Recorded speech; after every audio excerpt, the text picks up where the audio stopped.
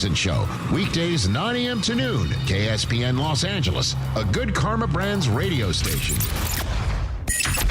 Oh, it's Windy Wednesdays on the Sedano and Cap Morning Show. Cappy, one of my favorite songs of all time, when they got together and sang All for Love, man. From the Three Musketeers soundtrack. Remember the Three Musketeers? Yes. That's kind of like you, me, and Sedano, but when Brian Windhorst is here, my Columbo brother, right, it becomes Windy, Cappy, and Sedano, which I'm okay with. You are. They are the Three Musketeers on Wednesdays. Good morning, Brian Windhorst. Where would Brian Windhorst be in line at your wedding to dance with you? To this song, Morales. I want to dance with you to this song. Let's do it. Yeah. There you go. Wow. We won't look each other in the eye. It's Windy Wednesdays. The Sedano and Cap Morning Show is on the air. The biggest show in ESPN LA history. Don't the Rams say bleep them picks? Yes. That was a long time ago. Different now. Now they're good at the picks. Yeah, but didn't they do that and win the Super Bowl? They did. This is a bleep them picks trade. Yeah, what was it? Horn chins. Yeah, Horn chin. Sedano is a guy who's like, hey, I've been around the NBA 20 years. I can draw plays up on the board. I can do. God. What do you mean, oh God? What do you mean? A little sabor. Yeah, I don't think people like being called hacks. You're the widow on the radio. Did you have me on your show to berate me? Is that what you're doing now? Give me a freaking break. I'm reacting to Art Bell. Yeah. Oh, okay. Amazing. Do you want to do the love boat, or do you want me to do the love boat? The Art, I don't even know what you're talking No, here it is. Ready? Watch this. Watch this. It's Windy Wednesdays. Midnight in the desert. I'm Art Bell. Scott Kaplan, eat a fat one, bro. The Sedano and Cap Morning Show on 710 ESPN. The all-new ESPN LA app and on YouTube at ESPN Los Angeles. We're bigger than U.S. Steel. Wow, that's crazy. Well, you want to Bit boy. Monstrous. Beto, I don't want to eat that. We did it, Dad. We did it. You were riding high on the stinger last time. Oh, big time. Right, that's right. Of course we were. It's Windy Wednesdays on the Sedano and Cap Morning Show. Oh, just one more thing. Yeah, come on, Mike Trudell. Good morning, 7:02 and 40 seconds. A jam-packed Windy Wednesday begins on the Sedano and Cap Morning Show, LA's only local sports morning show. Listen to him. Yeah, he goes like bass, and I love it. And then he gets high. You know what that means. Can you imagine this kid just going... Couldn't go as high as I usually like to. April 29th, 2026, when it is Game 5 of Lakers Rockets Cincinnati Crypto.com Arena, we pull in from the bullpen the man with the priceless golden throw. I don't know what I'm doing. But Right-handed. Mike Trudell is here. I'm right-handed. in case you want. Are you right-handed? Yeah, I guess you but want to sometimes go left. I mean, Depends. well. I feel like Trudell could be ambidextrous. And George Sedano, who at the late hour was able to make the show. Originally, we thought there was no Sedano today. Yeah. But Sedano makes it. Trudell's here, and Windy's going to be here. This is a ball knower extravaganza. George, It is. George, you didn't hear I'm in for you today. No, because I text them because, obviously I didn't expect to have to go to Minnesota because I didn't expect Philly to win yesterday. Minnesota. Yeah. So I'm going back to your hometown, Michael. And, it was, let's just say, a challenging deal to try to figure out how to get from San Antonio to Minneapolis. Did figure it out through Austin, apparently. So there's that. Oh, nice. So are you in Austin right now? I was No, I'm in San Antonio. I'm leaving at 9, so I can then drive to Austin to get on a flight to Minneapolis. That's a rough drive. It's like 75, 80 minutes. Yeah. But you got to go up that big hill. Thing, you know? What's that? Around. The big hill. I mean, listen, Cappy, you got to get to Minneapolis. I know and and the only direct was through Austin, so I'd rather drive than sit there and connect in Chicago or something like that or whatever. I always feel the same way. I'd rather drive and park and fly direct rather than fly from the closer airport, land somewhere, lay over, and then keep rolling. I would just rather do the drive and get the direct flight. Yeah, it's not bad. It's not that bad. I've done it before a million times. Low of 34 tomorrow, George, so I hope you have a sweatshirt. Are you kidding me? I know. I did see that, and I did not bring like a real coat. Like I just have like a to your point, like a sweatshirt and like a hoodie. That's fine. That's fine though, because it's like 34 to 48, high low. That's fine. you're not going to be outside that much. You should have someone send you a coat along with your headset that Berg's supposed to send. Oh wow. Lindsay coming out of the gate. Wow. I haven't even said anything yet, Lindsay. Why you got to go after me on that one? No, you buy him a coat and you send it to him. You guys are like, I felt like Chris in his tease at 55 was insinuating, like, also Trudell is here. I asked Trudell to come in, and then I went right to sleep. So I didn't know that George. Yeah, you didn't see my invite. I figured by the time you saw, I didn't know if you had fallen asleep yet, so whatever. But either way. So you felt attacked and decided to attack me. Yes, correct. Exactly. How is that? Got it. Exactly. I'm That's the how one it who works did the around here. tease, not Bergie. That's right. Well, look, as DeMarco once said, it rolls downhill. Right. Exactly. It does. Right. I went to sleep DeMarco was last night. really good yesterday, actually. He was? I shouldn't say actually, but we really? had a good afternoon show. I Yeah. heard a lot of it. I heard quite a You know, bit the of it. dog brought in all their new spring menu. Ooh, nice. I had a bao something. A bowel? Like a bao bun. Oh, the bao buns. Those are good. bao Yeah, bun. those are good. Those Yeah. are delicious. I had a shawarma. Oh, I love shawarma. Oh, shawarma. Really good. Love a good shawarma. Yeah, the shawarma was good. I was listening yesterday. It was afternoon. fresh. Yeah, and I also heard the Now, wait a second. Wait, that's shawarma not doesn't Russian have anything to do with it. at all, actually. Shawarma Yeah, is Middle Eastern. By the way, what do you Mediterranean. do on Sunday, Trudell, to celebrate Chernobyl's 40th anniversary? I mean, it wasn't a great moment in history. No, it wasn't, but still, it's an important moment. So I would say celebrate. You know probably what isn't what the right- could be a good right moment in phrasing. history Tonight. is if Austin Reaves plays tonight. How about that? Let's that would be a good moment in I history. think that's going to happen. But I will just say this, and I said this to you yesterday. I'll keep on going. You know what worries me about tonight's game? And I was super, super confident about tonight's game. What worries me now at 7:06 a.m. in the morning, and we've got 12 hours to go before we get to this game.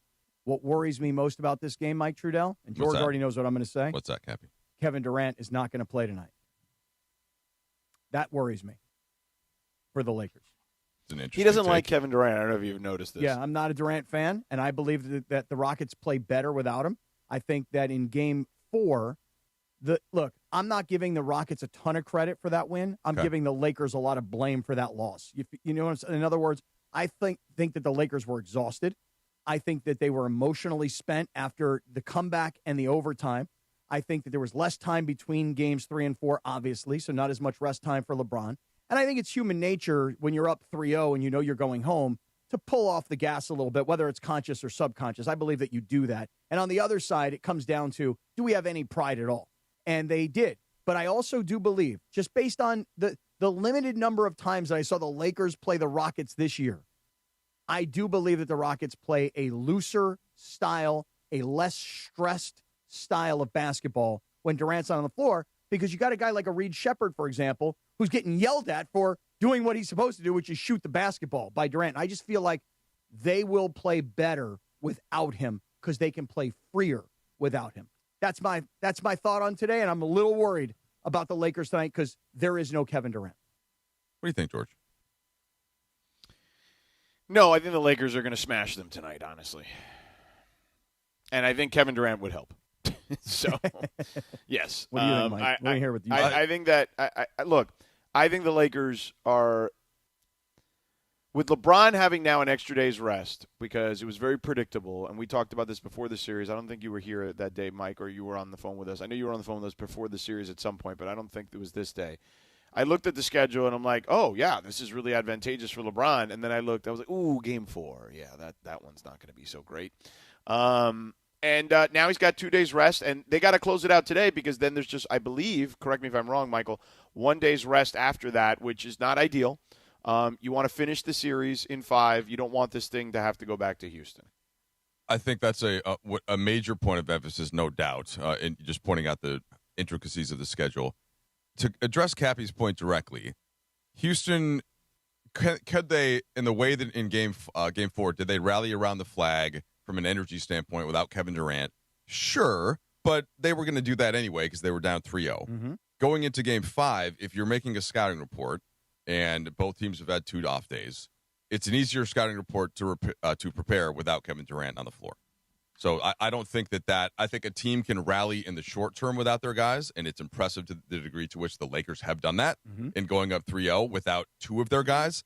But in getting one back potentially tonight, and by the way, the direct quote from Austin Reaves yesterday at practice, I feel good, trending in the right direction, can't wait to wake up tomorrow, which would be today, and attack another day. Mm-hmm. So they're not saying anything other than game time decision, but he's hopeful, all that, we've heard it. So I think that that's you're going in expecting to get some level of Austin Reaves back in it.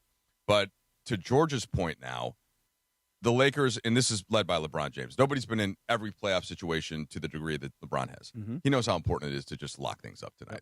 Agree. So, and you saw the way that he came out in game one. He was razor sharp on both ends. Then the Lakers essentially, I thought, very impressively fought off Houston in games 2 and 3 when they were the wounded animal. And now the Lakers have gotten to feel this, what it's been like to lose in the series, and have that motivation, Cappy, for the last couple of days of practice. So I expect them to play very well and for them to do everything they can to avoid having to get on a plane on Thursday. Yeah, I mean, listen, you said that Houston would rally, obviously. That's the way you said it. And honestly, I didn't know that it was obvious. And I say it for this reason.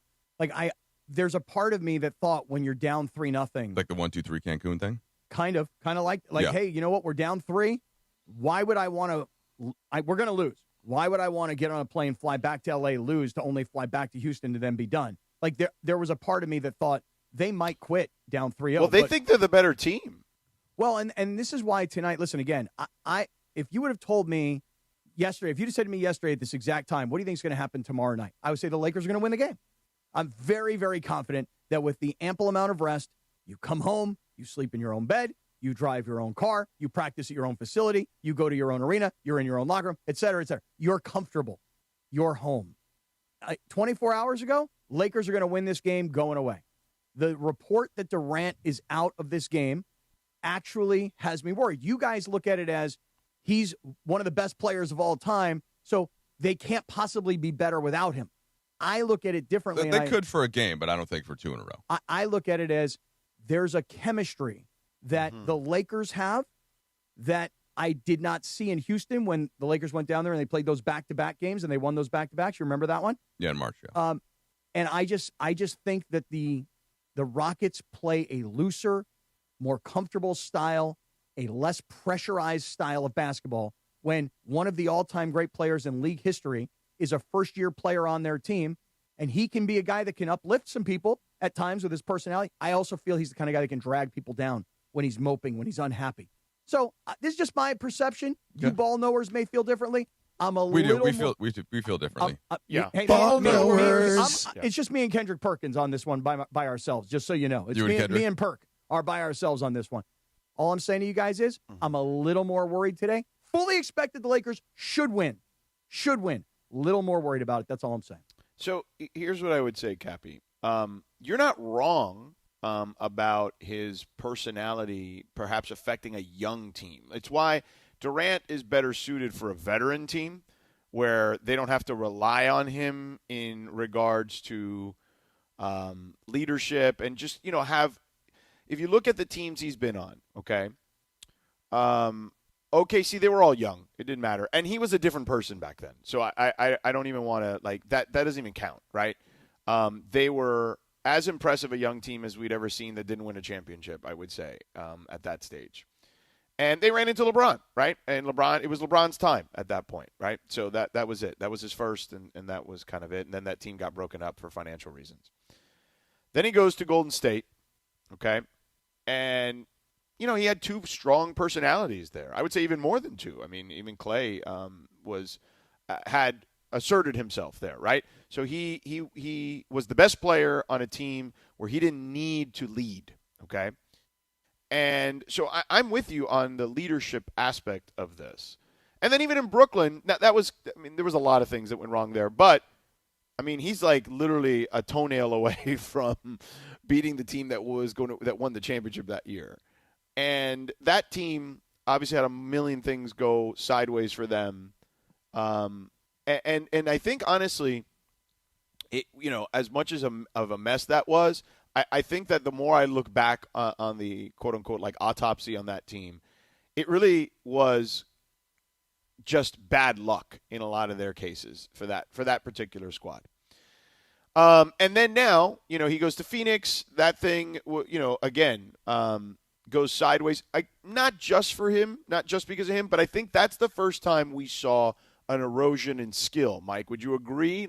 Where he no longer – I'm not saying he's he's a bad player, but he's still a top 25 player in the NBA. But that was the first time we're like, oh, yeah, there's a little bit of age kind of creeping in there. Is that fair to say with Phoenix? Yeah, it's hard to go with the word skill just because that seems to be the one kind of primary part of his game that doesn't go away. But he doesn't attack the rim that much anymore. Yeah, he can't get by guys the same way. Yeah, he doesn't help on D at the same point. Like I've gone on rants before. Did one on Spectrum last week about how LeBron is actually the better scorer than Durant. I think that if you said shooter, that's fine. But to me, a scorer has to put pressure on the rim also because that can enable you to be a great passer. And we see what happens when Durant is double teamed. He still is not handling that at this stage of his career. And so that I guess it would be a different kind of skill, George, but supports your point that like he's not going to carry a team in the way that even age 41 LeBron can, as he has in this series. Right. And there's no shame in that. You know what I'm saying? Like LeBron is one of one.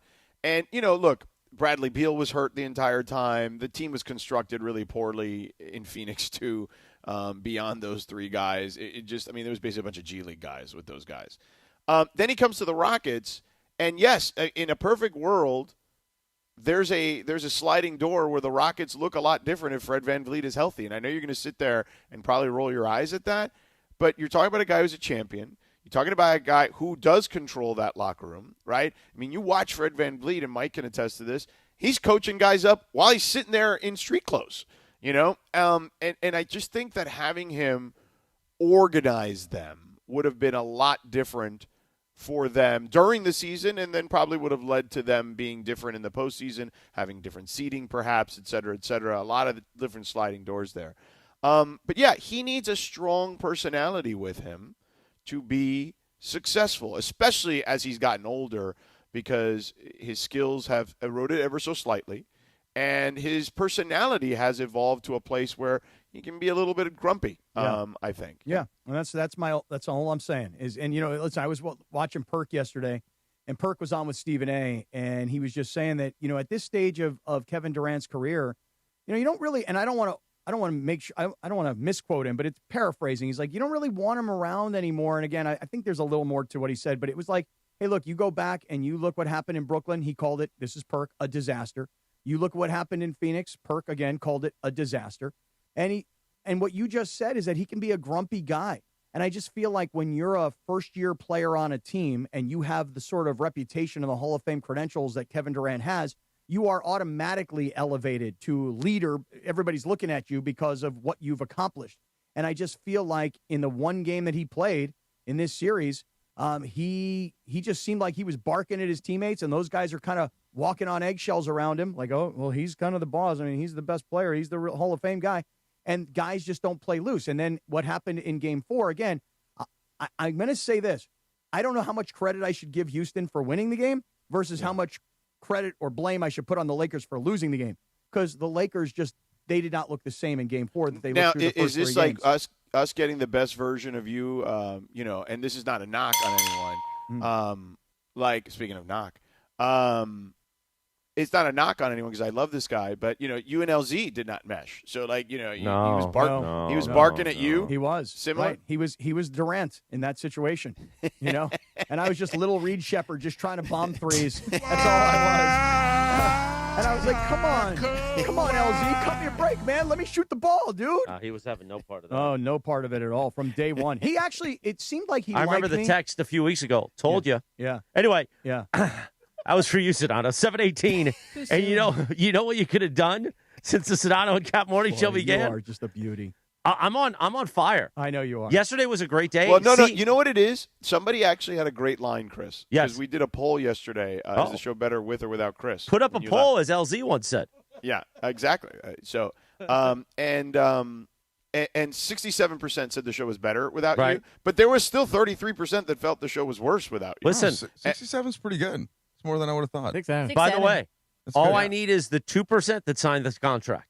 That's all I need. I got it. Yeah. But I think there was one line that I thought was great, which is Morales is not the main course. That's Sedano and Cap. Morales is like a great spicy condiment. Oh, yeah. I like being a condiment. Listen, I'll pour that spicy condiment all over you. You are like spicy feta, man. That's what you are. Listen, Bergie don't like feta. No, he Bergie, wants goat cheese. I know you'd rather have goat than feta, but spicy feta's nice. It is. It also messes with my stomach. So feta, By the way, the all Geeter about the breakfast goat cheese. Trudell last week with Bergie and I. That was really good. Geeter was spreading that condiment all over Bergie's bagel.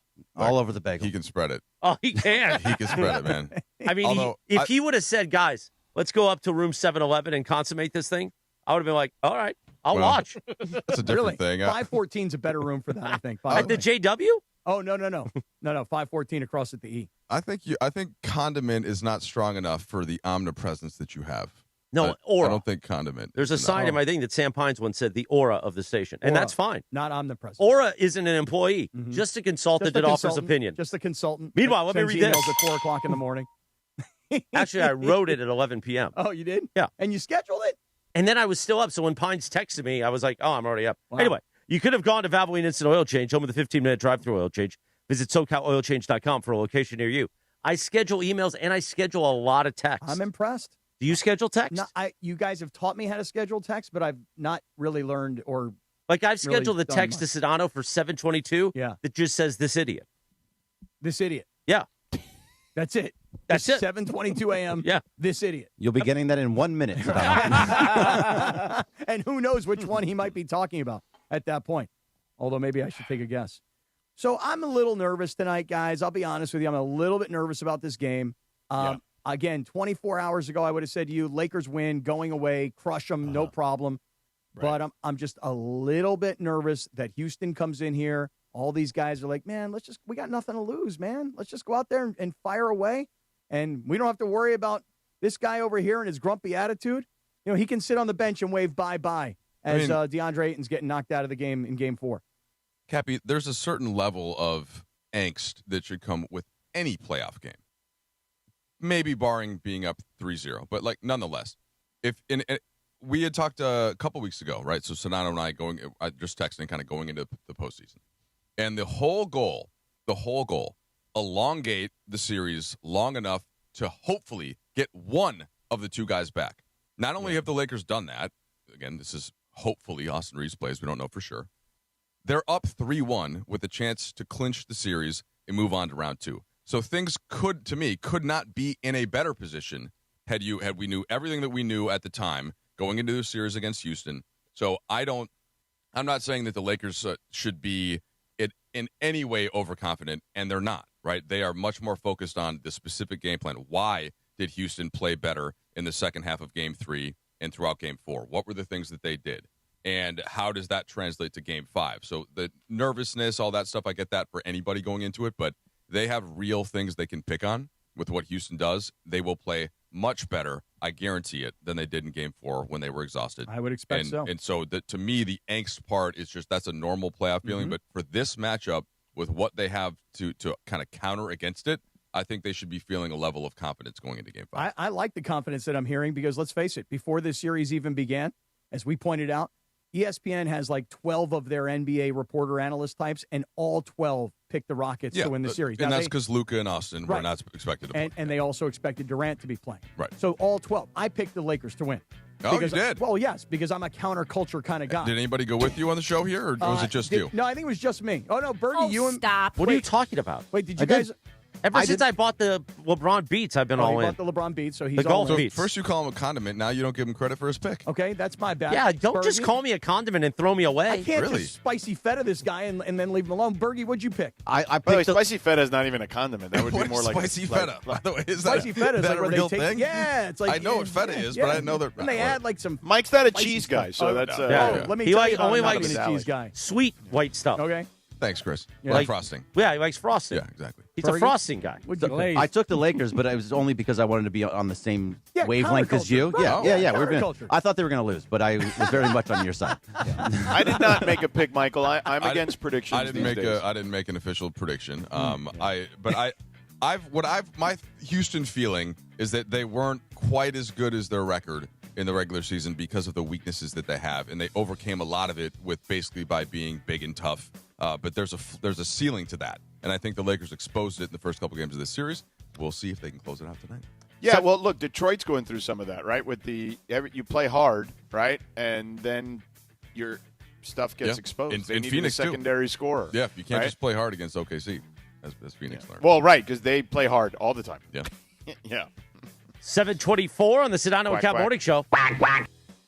LA's only local sports morning show on a windy Wednesday. Sedano, let's talk about Mother's Day is here. Yeah, Mother's Day's coming up, guys, May 10th. And listen, you got to be thinking about mom, right? I've been thinking about mom. Mom, your wife, everybody, all the moms in your life. I didn't realize how much my mom did for me back then. And I do now, man. You come to appreciate mom, especially as you get older because you become a parent or whatever, et cetera, et cetera. And look, mom used to get me ready for school, right? Make sure that, if I had a project I had to do, mom would help with it and whatnot, get me to practice, all that stuff, man. So go help mom out on Mother's Day. Yeah, Mother's Day matters, man. You got to get it right. And the easiest way is Bouqs, short for bouquets. And I'm sending mom flowers from the Bouqs company. And I got you, okay? So get this, 25% off so you can send some too. Bouqs aren't just any flowers. They're cut fresh from the best farms, so they're bigger, brighter, last way longer. Some even grow on the side of a freaking volcano, man. So send vibrant, happy bouquets or step it up with the monthly subscription to keep the happiness coming month after month. Mother's Day doesn't have to be the only time you send flowers. And when she smiles, you know you got it right. Over 55,000 five-star reviews. Bouqs is the way to go. It took me 2 minutes. Even a moron like me could do it, okay? I'm an idiot when it comes to stuff. Maybe not as much as Cappy. But nonetheless, it's not always easy. All right? I picked the bouquet. I went to their website, Bouqs.com, Bouqs.com. I picked the bouquet, set the delivery date, and I was done.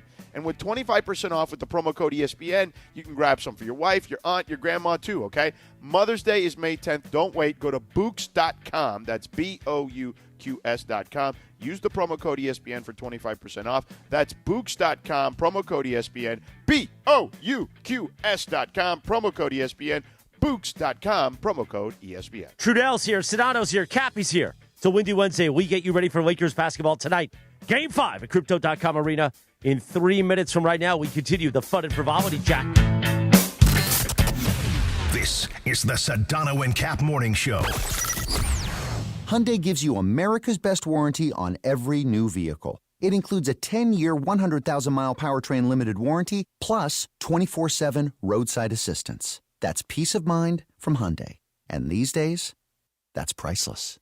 Get 0% APR for 60 months, plus 0 payments for 90 days on the Hyundai Tucson. See your SoCal Hyundai dealer. Offers end April 30th. Call 714-568-7676 for details.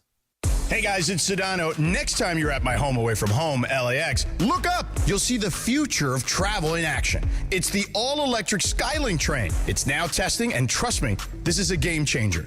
What does it take to build a champion? It takes round-the-clock preparation. And soon, Skylink will connect you to the airport terminals, the new rental car center, and LA Metro. From practice to prime time, the LAX Skylink. Fast, free, and built for LA. In testing now to help you skip the traffic later.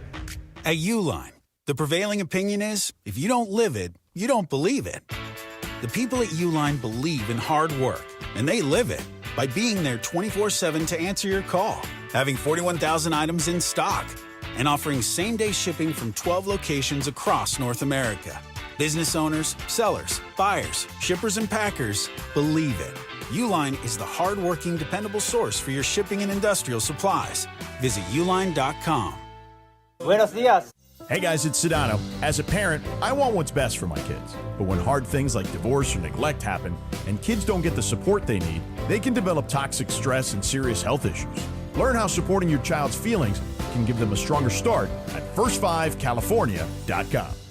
Vista Paint is California's original paint company and has been serving pros and homeowners since 1956. Our paints are formulated for lasting performance, beautiful finishes, and made to withstand the weather. Vista Paint, locally made, expertly crafted, always reliable.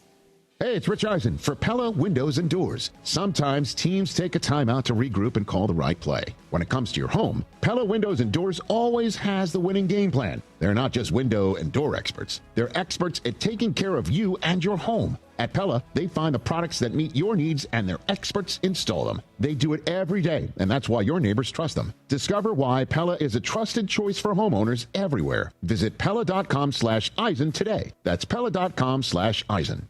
Evan Cohen here. PayPal is now the official peer-to-peer payment sponsor of the NFL, which means all the money moments that fandom creates, whether splitting tailgate costs or chipping in on tickets and game day food between friends, are covered. Wherever the game is played or watched, PayPal moves with fans. You can send money through text, email, or directly to your friends with eligible accounts on Venmo. Just download the PayPal app, share all the moments that matter. Account with PayPal is required, not available in all regions where PayPal operates. The Sedano and Cap Morning Show is on. Crazy. No, it's not crazy. Why? It's legit. But why is it not legit? Why is it not crazy? Because, I asked you first. Okay, I'll give you my answer, but then I'm coming back to you. Okay. You ready? Back to Sedano and Cap. 7:30. The Sedano and Cap Morning Show on a windy Wednesday. Come on, Cappy, beat it. Yeah. On this day in 1983, the number one hit of the Thriller album. I don't know why I was expecting to hit that register there. Michael Jackson, beat it. Yeah. The fact that you talked about the movie Michael so much and you still haven't seen it. I know, it's ridiculous. I told these guys I haven't been to a movie theater in ages, and I planned on going last Friday for the release of Michael, and then didn't go to the release of Michael. Haven't gone yet. It'll be out of the theaters in like 2 weeks. Yeah. Just watch it at home. I really honestly thought like yesterday afternoon I might get to a movie theater, and that didn't happen. So if I could wait till it's at home, I would wait. No problem. Mike Trudell is here. Like Ball Nowhere Extreme sitting in for Sedano, but Sedano's also here So on a not windy really. Wednesday. Windy will be here around 8:30. Right. Oh, my God. It's going to be extreme ball Yes, nowhere it at is. like 9 o'clock. Ball I'm Nowhere's stepping flying out for everywhere. now. Ball knowers. Real quick, can I read something real quick? Actually, no, I'm going to, go ahead. I just have a lot of stuff to read. What's on tap today on ESPN LA? The series shifts back to LA for Game 5 as the Lakers host the Rockets. There's something in my throat. The Toyota Lakers What do you think countdown. it is? I don't know. The Toyota Lakers countdown with Beto Durant starts at 5:30 p.m., but I want to find out. Tip off at 7. Hear it on your afternoon drive on 7:10 a.m. or in crystal clear digital audio on the all-new ESPN LA app. Brought to you by Michelob Ultra, a superior taste worth playing for, the official beer sponsor of the Los Angeles Lakers. Please enjoy responsibly. Now to you, Trudell. Well, I was going to share some concern with you guys in Sedano because I got a text from Cappy yesterday saying, I have a little something for you. Are you going to be at 7:10 tomorrow? Now, this is before Mike was brought in to fill in for Sedano, who didn't need to be filled in for. Well, I was going to be in here with DeMarco and Trav, right? And so I said, yeah, I'll be in tomorrow. And he said, and he didn't respond other than said, okay, need to get this to you. But then out of the break, he said, by the way, I hope I didn't screw this up. And I have no idea what it is. George, I have no idea what he's talking about, Yeah. and I'm a little anxious now. George, I have a little gift today for Mike Trudell because, as you might recall, earlier in the basketball season, when the Lakers were playing at the New Orleans Pelicans, my daughter, who's about to graduate from school down in New Orleans. Oh, yeah. Mike got you tickets. And even brought you popcorn, I think. Or not only popcorn, but like chips and sodas at halftime. I mean, like, couldn't have been a sweeter human being. What like, a mensch what this a, Trudell. What a kid. I mean, seriously, what a guy. And so, then Mike had said to me, he said, hey, could you do me a favor? He said, the Vikings are playing the Chargers. Could you get me tickets? Now, of course, George, you know I am persona non grata when it comes to the Chargers, but I do have a close relationship with Kevin O'Connell, the coach of the Vikings. So I was arranging to get tickets for Mike. But Mike then said, no, I got it. I got him. I already took care of it. He beat me to the punch. So I've been thinking this whole time, like, I would like to give Mike something just to say a little tiny thank you. Yeah. You know? And then I was able to get something from somebody that I was going to hand off to Mike because you were going to re-gift a gift. It's not really a re-gift. It was something that I was able to. I said to a friend of mine, I said, "Hey, I've got a friend, in this case Mike, and he would really love to get this. Can I get one of these?" And he said, "Yeah, I'll get you one." And he said, "Now I have it, and I'm gonna give it to Mike." But then in my mind was racing last night, like. It's kept you up. Do I have the right thing, or am I going to put my foot in my mouth with Mike Trudell yet again? So later in today's broadcast. That was a tease? That wasn't even the payoff? No, the tease. This is a tease. This is coming later in today's show. Like, what time? This is coming I thought you were going to reveal at this point this because you is coming teased for later. like 3.5 What minutes. time I is was it? like, okay. I was thinking I was going to save this till the very end of the show. Well, we don't do teases 2 hours from now. Yeah, we do. No, we don't actually. We do occasionally, but like the way for you set it big, up. like Les Snead. Yeah, we do a lot. We do. Well, I want to just say one thing right now. I blame And by the this way, all on Les Snead Trudell. will be on the Rich Eisen show today at 9:30. Okay, great. I blame this all on Trudell because I didn't bring this up. I was not going to bring this up till the very end of the show. Well, I didn't think it was going to take 7 minutes. Yeah, no, 3.5. Only 3.5. Oh, my God. I mean, it's Cappy. What do you expect? Right. This is the way it goes. Well, I mean, I thought it was a good tease. It was a good tease. I thought it was a good tease if we then paid off. He said, I'm just sitting here. I don't want to pay it off just because if I got it wrong, it could impact the rest of the show. Whereas if I give it to him at the end of the show and I got it wrong, who cares? The show's over. All right. Yeah. All right. Sedano, back to you. Yeah, back to you, Sedano. Michael, what did you make of the Spurs series? Because obviously there's a lot of chatter about, they don't have the collective experience. And I don't know, man. I've now watched them a lot of times this year. Yeah, they got it. And he's just different. Don't need it. Yeah, he's just different. Now, do I think OKC will win the series? Yes, because I still think there are moments like last night when I watched them in the fourth quarter with a big lead that they will cough it up and they'll lose focus, and that's what young teams tend to do, and you can't do that against Oklahoma City or the game is over.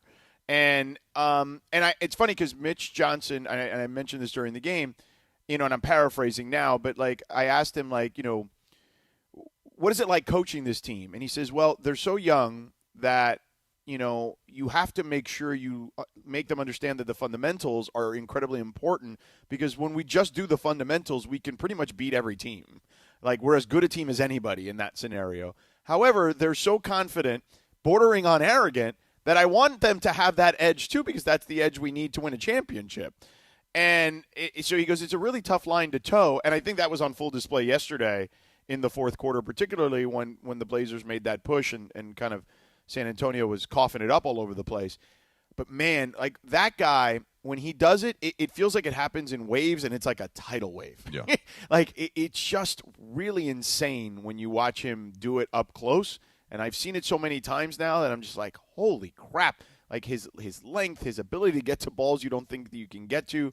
Denny Advia was telling us that before the game. It's like you go there and you're like, oh, I don't think he can get that. And he's like, oh, he got it. So it just messes with people's minds in a way that I don't think we've ever seen anyone do, particularly on the defensive end. That doesn't even account for how good he is on offense. I'm fully sold on the Spurs. I don't put them into that kind of mix of playoff teams that we've seen over the years that are too young and don't have enough experience just because of Wemby. The only comparison I can really think of, George, is the early Orlando Magic with Shaq, where the second that he gets there, basically, they go to the NBA Finals and lose to Houston. And, I think people sometimes forget Shaq's rookie year numbers, which are pretty similar to Wemby's numbers. What are they? What are they? As a matter of fact, Mike, we had a graphic. I don't know if you saw this. I don't know if you watched our game. But in the Open, I did a hit about Wemby, and it's only him and Shaq have had multiple games of 25 points, 10 rebounds, and 7 blocks in a series. You have to go back to 2004 Shaq. That was obviously the year the Lakers lost to the Pistons. That was the last time someone did that in back-to-back games in the postseason. Well, so Shaq's playoff numbers, okay, and this is 21-year-old Shaq, which was year right. 2. With Penny, right? Yeah, 21 points, 14 rebounds, 2 assists, 3 blocks. All right, those are playoff numbers. Now, Wemby this year, and now his points per game are down a little bit, and his rebounds because of he left the game. He didn't play full minutes earlier in the series, but 22 points, 7 rebounds, 3.3 blocks, 1.3 steals. So his rebounds a little bit lower, but same assists. 56% from the field, 54% from 3. He doesn't have to do as much on his team as Shaq did on that team. I think his numbers, George, and you were there last night. They could have been done more if they needed from Wemby, but it was a blowout as well. So to me, they are very dangerous, and I'm completely throwing out the inexperienced thing because also, George, they also have a bunch of dogs on the perimeter. So that's one way to get past playoff experience. How Harper didn't really seem like he needed a lot of experience in Game 3 when all of a sudden they needed him to do something in Portland, and he basically gets 30 points. And listen, the performance last night, in particular of De'Aaron Fox in the fourth quarter. Oh, the last 2 games, dude. He led them down the stretch, down the last 2 games. Right. Yeah. And so, look, these are guys like De'Aaron Fox. I always liked him in Sacramento, but he was on a bad team in a bad organization. And he's gotten to San Antonio, and now he's got the freakiest player in the entire NBA. See, that's the thing. You guys bring up Shaq.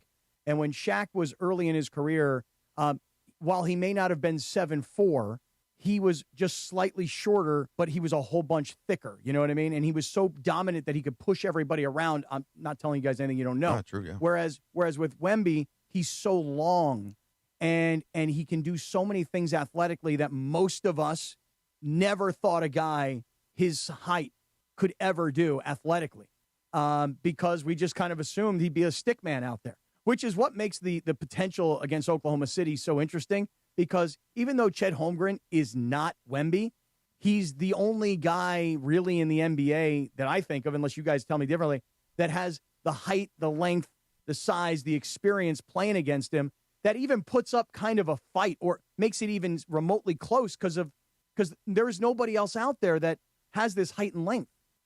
Yeah, and Holmgren is still a couple inches shorter than him, but he has competed against him so many times as youth players that he at least has some level of familiarity with him that most guys don't have, right? But yeah, I mean, he's a different dude. Like it is completely different than anything I've ever seen, and I've said this a million times, and I will say it again. If you are a basketball fan and you get a chance to watch Wemby anywhere, okay? I don't care if you're here in LA, if it's a Laker game, it's a Clipper game, if you happen to be out of Southern California listening, or you happen to be somewhere and you're in an NBA city and Wemby's in town, go spend the money and watch him because you're going to see something you've never seen before. Yeah, impressive win last night. And listen, nobody thought Portland really had much of a chance in that series going into it. No, but once Wemby they're a scrappy team. I'll give them a lot of credit. Yeah. I actually think Thiago Splitter is getting the short end of the stick here. They've got this new owner who's like, a super number math guy. Like he wants to cut costs everywhere. He offered him like $1.5 million. Like, dude, that's what like a high level assistant goes for. And it's like, I feel like considering what Thiago Splitter did off the heels of the controversy that they were dealing with, an unprecedented situation, that dude coached that team to the 7th seed. Like that guy was impressive, I thought, this year. So, and that that Blazers team is impressive. They don't have a guy. Like in a perfect world, Denny's like a second or third guy on a real contender, probably more of a third, if personally. But like they are a scrappy bunch. They played really well, I thought. I mean, I can see Abdi as a 2. It would depend. Maybe depends on who the 1 is, and, right? Yeah. And to your point, then you also need a really good 3, right? So I guess it all depends on the other personnel. Yeah. I agree with you. Like the interim, the way that things usually go with an interim tag, and I'm dealing with this right now with Manchester United. If the interim comes in and the team just simply achieves more than what everyone at the time thought, then that guy almost always at least gets a chance to start the season the next year. Because there's a certain amount of buy-in with the players, there's a certain amount of familiarity, and you don't have to go super high in the contract relative to what you might if proven success is there. And so for them to just be interviewing guys while this individual Splitter is basically overachieving, that is not typical. Unless you're going to go for a big name coach in splurge. Like that would be the time when you see that. So it's been very atypical the way that Portland's doing business right now. I'll just say this to you guys. Again, didn't think Portland had any chance in this series. Then Wemby went face first and had a concussion, missed a game. And you're like, okay, well, I mean, who knows how long Wemby's going to be out. Then he came back. And then at that first quarter, he wasn't himself. And then, of course. And that was Derek Harper, right? Yeah. Excuse me. Yeah. Ron. Yeah. Derek Jr. Yeah. And then he went crazy. And a matter of fact, in the Ball Knowers chat, I said something like, well, Wemby doesn't look like Wemby, ... yet. And then he became Wemby again. Yeah. George, I will just say this, though, last night. Didn't think that the 76ers and Joel Embiid, we were talking yesterday. Oh, Joel Embiid looked great last night. I mean, he looked terrible the night before. Well, right, but we were talking about appendectomies, and it turns out he did have what was called an emergency appendectomy. So it burst, and, things are going on. Toxins are spreading around his body. They got to get in there, rip open his skin, go through muscle fibers and everything else. Yeah. And for Embiid to come back and play the way he did in his first game back, I'm like, well, that's what I would expect. I don't even know how the guy is walking around, how he could play in an NBA game. I have zero idea. But then the performance of Embiid last night of 33 points and 76ers extending the series against the Celtics, that is not something we saw. I mean, we talked about this yesterday. We figured that thing was over. And on the other hand, Brunson and the Knicks, another spectacular performance by Jalen Brunson, 39 points. So the NBA playoffs, we think we kind of know what's going to happen, and then all of a sudden, you get a performance like that from Joel Embiid last night. I mean, Boston, though, it's interesting, and I'll just leave it at this. And Mike, I feel like you would agree with me here. The Tatum-Brown era has been a success, but if you watch their playoff games over their careers, there's always in every series it feels like they give away a game or two. Like it's the way it happens because of the, and I think in this case more so now under Mazzulla, they are more feast or famine when it comes to the outside shooting as maybe previous iterations. But even with Udoka and Brad Stevens, you would make the case that they lost games they should have won in any particular series. No doubt. They are reliant upon jump shots, which works for them great in the regular season. But if you don't have the players like Drew Holiday, obviously was a big difference maker. Porzingis, still healthy. Porzingis, Horford, when they actually won, then you can become a night like last night where you go 11 for 39, you shoot 28%, and then you just lose. Now they end up, the math ends up working in their favor enough to the point where they usually still win the series, which is again how they got 4 wins to get all the way to the title 2 years ago. But it is going to elongate games more than a team that can just bludgeon you in the way that OKC does defensively, in the way that San Antonio, as we just talked about, does. And those teams score at the rim as well. So when you don't score at the rim, Cappy, sometimes you let teams stick around. I think we all feel like Boston will probably win one of these last 2 games, but it always ends up being a little bit more interesting because of their demand, their just complete reliance on the 3. 7:45. So, Trudell, you ready to pull out Bergey's organ? Which one? Well, the Dodgers one. Oh, yeah. We're going to do that in 3 minutes. The Dodgers lose to the Marlins. Hey. I didn't know the Marlins were still playing baseball. Yeah. Well, Cappy was talking about appendectomies and stuff. So and he did a 4-minute tease for something in 2 hours. Yeah, that's right. I took it literally like, I thought you wanted, anyway, I thought you were some sort of. You thought you meant a real organ, not like one that you play. Not an instrument. That's literally how I took it. Heart, now, pancreas, I don't usually wake up kidneys. this early, so that could just be in my head. So I apologize. You really don't wake up this early? What time do you sleep until?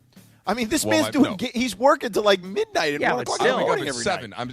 My kids are up at 7, but I'm saying like the waking up 1 hour additional maybe scrambled my brain a little in order to think that you wanted me to do surgery.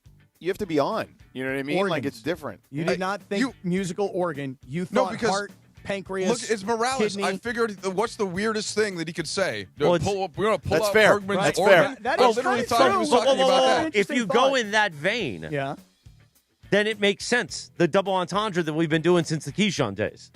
That's my point. I just assumed that Keyshawn had a larger organ, crazy. but you know. Oh, really? Really? His is bigger than Bergey's, huh? Really? All right, quack, quack. Hey, Chris, tell us about George Chevrolet. I don't know if I can. Disgusting. See, this is why you thought what you thought, Mike Trudell. Right. Legitimately, that's what I thought he meant. We're running out of time for Bergey's organ. Where Bergman had like an organ that was not functioning properly. Yeah, right. No, that's 7:46. Oh, come on now. Let me tell you about a man who's always got an organ ready for you. Bellflower's party pal, the great John Good at George Chevrolet. GeorgeChevy.com. If you go to GeorgeChevy.com right now, it's truck month. There are 4 Silverado EVs. So you want the different kind of Silverados. You want a Silverado 1500. You want an EV. Maybe you want a Colorado. Go see the 7-time dealer of the year. 7, Trudell. Bam! Bam! Bam! Bam! Bam! Bam! Bam! I think that's 7. John Good, St. John Bosco's own Kevin Reaves. They'll take care of you at George Chevrolet, right there in the city of Bellflower. 91 Freeway, Lakewood exit. You can't miss it. You need to get hooked up. Maybe you don't want a truck. Maybe you're in a midlife crisis like Cappy. You need a convertible. You need a Corvette, an American horsepower. Vroom, vroom. Go see John Good in Bellflower. Bellflower's party pal. And our friends at George Chevy. George Chevrolet, GeorgeChevy.com. They got you covered. We got you covered with Bergey's organ 3 minutes from right now on ESPN LA. The Sedano and Cap Morning Show. It's NBA and NHL playoff season, and there is no better place to catch the action than Cosm. Hey, it's Mace here, and you got to get into the Cosm Dome and experience every slam dunk, every goal on Cosm's massive, immersive display, and it's so real, you'll feel like you're courtside or right on the glass. Or head to the hall and catch every game on their wall-to-wall LED screens. Great food, amazing drinks, cocktails. Cosm has got it all. No better place to experience the playoffs than Cosm. For game listings and tickets, visit Cosm.com. I'll see you at Cosm. Hey guys, if you're heading into summer without a medical emergency kit, you're taking a risk most people don't think about until it's too late. Summer colds linger and can turn into sinus infections that could last for weeks. Getting sick right before vacation can derail everything. And when you're traveling, finding a doctor and a pharmacy can be really stressful. That's why I ordered a medical emergency kit. It's like having an urgent care and a pharmacy right at home. It includes essential prescriptions like amoxicillin and generic Z-Packs to treat wide ranges of common and serious illnesses. So if you wake up sick, at home or on the road, you already have what you need. No waiting for your doctor, no hours at urgent care, no pharmacy lines, no copays. You just match your symptoms to the right prescription in your guidebook, or you call the telemedicine doctor standing by. Start on your meds sooner and feel better faster. Every home needs at least one medical emergency kit. Order yours online in minutes, and it's shipped to your door. Save $45 with our promo code 710 at urgentcarekit.com/710. Promo code is 710 at urgentcarekit.com/710. The Dodgers. Hey guys, it's Sedano. Next time you're at my home away from home, LAX, look up. You'll see the future of travel in action. It's the all-electric Skylink train. It's now testing, and trust me, this is a game changer. What does it take to build a champion? It takes round-the-clock preparation. And soon, Skylink will connect you to the airport terminals, the new rental car center, and LA Metro. From practice to prime time, the LAX Skylink. Fast, free, and built for LA. In testing now to help you skip the traffic later. Evan Cohen here. PayPal is now the official peer-to-peer payment sponsor of the NFL, which means all the money moments that fandom creates, whether splitting tailgate costs or chipping in on tickets and game day food between friends, are covered. Wherever the game is played or watched, PayPal moves with fans. You can send money through text, email, or directly to your friends with eligible accounts on Venmo. Just download the PayPal app, share all the moments that matter. Account with PayPal is required, not available in all regions where PayPal operates. My name is Whitney Allen, and I'm a widow. My husband, Ryan, died. We never thought we'd ever have to use life insurance, but the unexpected happened. With Ethos, signing up was fast and 100% online. You can get a quote in seconds, apply in minutes, and get same-day coverage. No medical exams, and you can get up to $3 million worth of coverage. I'm grateful we were prepared. Get your free quote at ethos.com/play. That's ethos.com/play. Paid spokesperson. Time spent on application may vary. Online health questions required. Hey, this is Rich Eisen. You're starting your day with the Sedano and Cap Morning Show on ESPN LA. Don't forget my show. The Rich Eisen Show is coming up this morning at 9 on 710 ESPN and the all-new ESPN LA app. Now, back to the Sedano and Cap Morning Show. 7:51 in the morning. LA's only local sports morning show. The Sedano and Cap Morning Show on a windy Wednesday. Brian Windhorst from ESPN will be here next hour. Mike Trudell's here, Ball Nowhere Extreme. George Schaff from San Antonio. San Antonio. And on this day in 2023, Cappy, the number one hit, SZA, Kill Bill. I really like SZA. She's good. She's I love a great SZA. artist. Yeah, big SZA fan, are you? I am. She's excellent. Yeah. Her catalog is fantastic. Okay. You've heard a lot of it. You just probably don't know. No, it's one of those. It's exactly one of those deals where it's like, yeah, I don't really know much SZA, and then you play me song after song after song. I'm like, I know that. All right. Yeah. More And SZA. I'll become a big SZA fan. You didn't check her out with Bieber, Coachella? No, I didn't really get Didn't much check it? Coachella or Stagecoach. I didn't get any of He those gets festivals. plenty of Beach Life Beach Festival. Life, though. though, That's this coming up. weekend. This weekend. Top Yeah, Athlete- clearly. We got a lot of beach life around here. You want to Yeah. stay at my house? What? No, he's got a hotel. Nevertheless, Yeah. Top athletes, big moments, one night, the OC Sports Awards. June 18th at Angel Stadium with Travis Rogers. He's going to MC, celebrate greatness, and be part of one of Orange County's premier sports nights. Get your tickets now at the OCSportsAwards.org. It is that time. We do it around this time each weekday. Let's go Trav, by the way. Time to pull out Bergie's organ. Talk some Dodgers baseball. You can watch the Blue Review weekday This is mornings. the organ. What? Well, Trudell It works really, just fine. See, Trudell, he you can really- hear it right The now. organ works He just fine. really, you got to give Trudell some credit on this one. But we all know that the organ means that you're going to play the organ. I was thinking kidney. Like, literally, that's what I was thinking. No, right. Kidney. I was But we like, were wait, talking did about Greg Joel have- Embiid, Right. appendectomy. Well, yeah, He's that's right. what I was thinking. Are you gonna watching pull out the YouTube? You organ. see the great logo that Carvo's built that's got Bergie on an organ. No, I know. Oh, yeah. Makes There, sense if you now. go, right. Actually, I never noticed that. If Yeah. anyone else in the world had said organ job, than fella. you, then I would have thought of like Bergman at the ballpark, playing like that. But Well, why I did thought, you? like, Okay, so gallbladder in that or vein, something. why would you think kidney and not Schwanzalazza? That's not. I just because that's not. Because Sedano's not on vacation and we can't talk yeah, Schwanz. because Cappy had warmed up the thought, probably put the thought into my brain by talking about the appendectomy. So Yeah. then Summer I of was Schwanz. thinking, and I had an emergency gallbladder surgery last year. Right, so They had there to you go. pop my gallbladder out. So I thought maybe Bergie had a kidney or a gallbladder or an appendix that needed to come out. That's what I thought. Yeah. You can watch the Blue Review weekdays at 6:30 a.m. with Marcus Grant and Greg Bergman. Your first taste of Dodgers baseball, and the Blue Review happens right now with Bergie. So, Bergie, real quick, before you get into the three things, what the hell happened last night? Yeah, it was rough last night. The offense fell apart at the beginning of the game. They had a chance at the beginning, and this is actually one of my three things. They had a shot. They had the bases loaded with one out, and Max Muncy pops up, and then Teoscar Hernandez grounds the ball out to the shortstop, Otto Lopez, who just a little teeny tiny toss. He just threw up in the air real softly. to second base, and Kyle Tucker slides into second base. It was very, very close. The Dodgers don't challenge. That would have scored a run. The Dodgers don't challenge. Yeah. And then from then on, they didn't do anything until the 9th inning where they finally got a run across. Yeah. But if they challenged that play, that could have changed everything. I don't understand why you don't do that. I think even in basketball. Yeah, let's go, Dave. Come on. I love you, Dave, but come on. Yeah, as long as there is a challenge there, that can change your entire game because you get that run across, and then you're still up at bat, and you can, let's say you hit a home run or more, you move the line along, and you get 2 or 3 different runs right there. That could have changed the entire game. Sure, the complexion could be completely different. Now, you can't lose to a guy named Junk, though. Well, wait you a know second. what I'm saying? And he threw Junk. He threw Junk. That may be the greatest name for a pitcher of all Jansen time. Junk? Yeah, like he's a junk baller. Yeah, right. And it's like he literally is a junk baller, and it's like you can't lose to that guy. You can't lose to a guy named Jansen Junk. It's not possible. Great pitcher name. So no matter what, the Dodgers have not been hitting well since the Colorado series. There's a game here or there where they'll score a bunch of runs, but for the most, they're a 500 team since the beginning of the Colorado series. They're 6-6 from then because they're just not getting timely hits. They should have lost on the day before, except for Kyle Tucker hitting a single to score 2 and win in the bottom of the 9th. So the offense has been tough.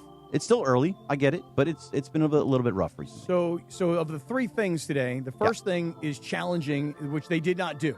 And they absolutely should. The they absolutely should have. Just like in basketball, let's say Alpi Şengün has 2 fouls in the first quarter, and then there's something where it looks like he could have gotten his 3rd. That changes the complexity of the game. For you sure. should challenge it at the big moments. As far as number 2 on the 3 things, you talk about challenging, but also there was a moment where Dalton Rushing kind of got rung up. And that was a very confusing moment in the game for everybody, it seemed. So it was Dalton Rushing was at the plate, and he calls, I think there was a guy on first, and it was 2 outs. And he says to the umpire, he looks him dead in the eye, and he says, "Can I get time?" And the umpire shakes his head, yes. So he steps out. And then all of a sudden, no matter what, the umpire then rings him up and says, "Pitch clock violation, you're out." And he just lost his mind. He's like, "What are you doing? I looked you in the eyes." He was actually taking his fingers, saying, "I looked you in the eyes and asked for timeout." He goes, "Go back and look at the tape." And so I haven't heard what the umpire said afterwards, but the fact is, he looked him right in the face and said, "Can I have timeout?" And he still rung him up. It was crazy. I love how Dalton Rushing is not like this little kid anymore who just be like, "Okay, sir, see you later." Like Dalton Rushing's he's a baller now. If there's anybody that's a villain on this team for other teams, it's Dalton Rushing. Yeah. For all the things he's been doing. People hate him. Hate him. And this is just going to be another thing to add on to the list for other people. All right. Now, as far as the 3rd thing goes. Yes. You haven't mentioned Ohtani, who was the starter last night and did not hit again. We've been monitoring this whole when he starts and he doesn't hit. Give me what you got on Ohtani. So Ohtani, the reason that he didn't hit was because he pitched on 5 days rest. He typically pitches on 6 days rest. They wanted to give Tyler Glasnow an extra day of rest because of how long, because he went 8 innings and they wanted to give him that extra day of rest. But also, he also had a day game today. They're playing today at 12:10, so that they didn't want to have him have that quick turnaround. So that was the reason for that. So you're going to see it more often, but it's not going to be every start. It's going to be kind of up and down whether he pitches and hits at the same time.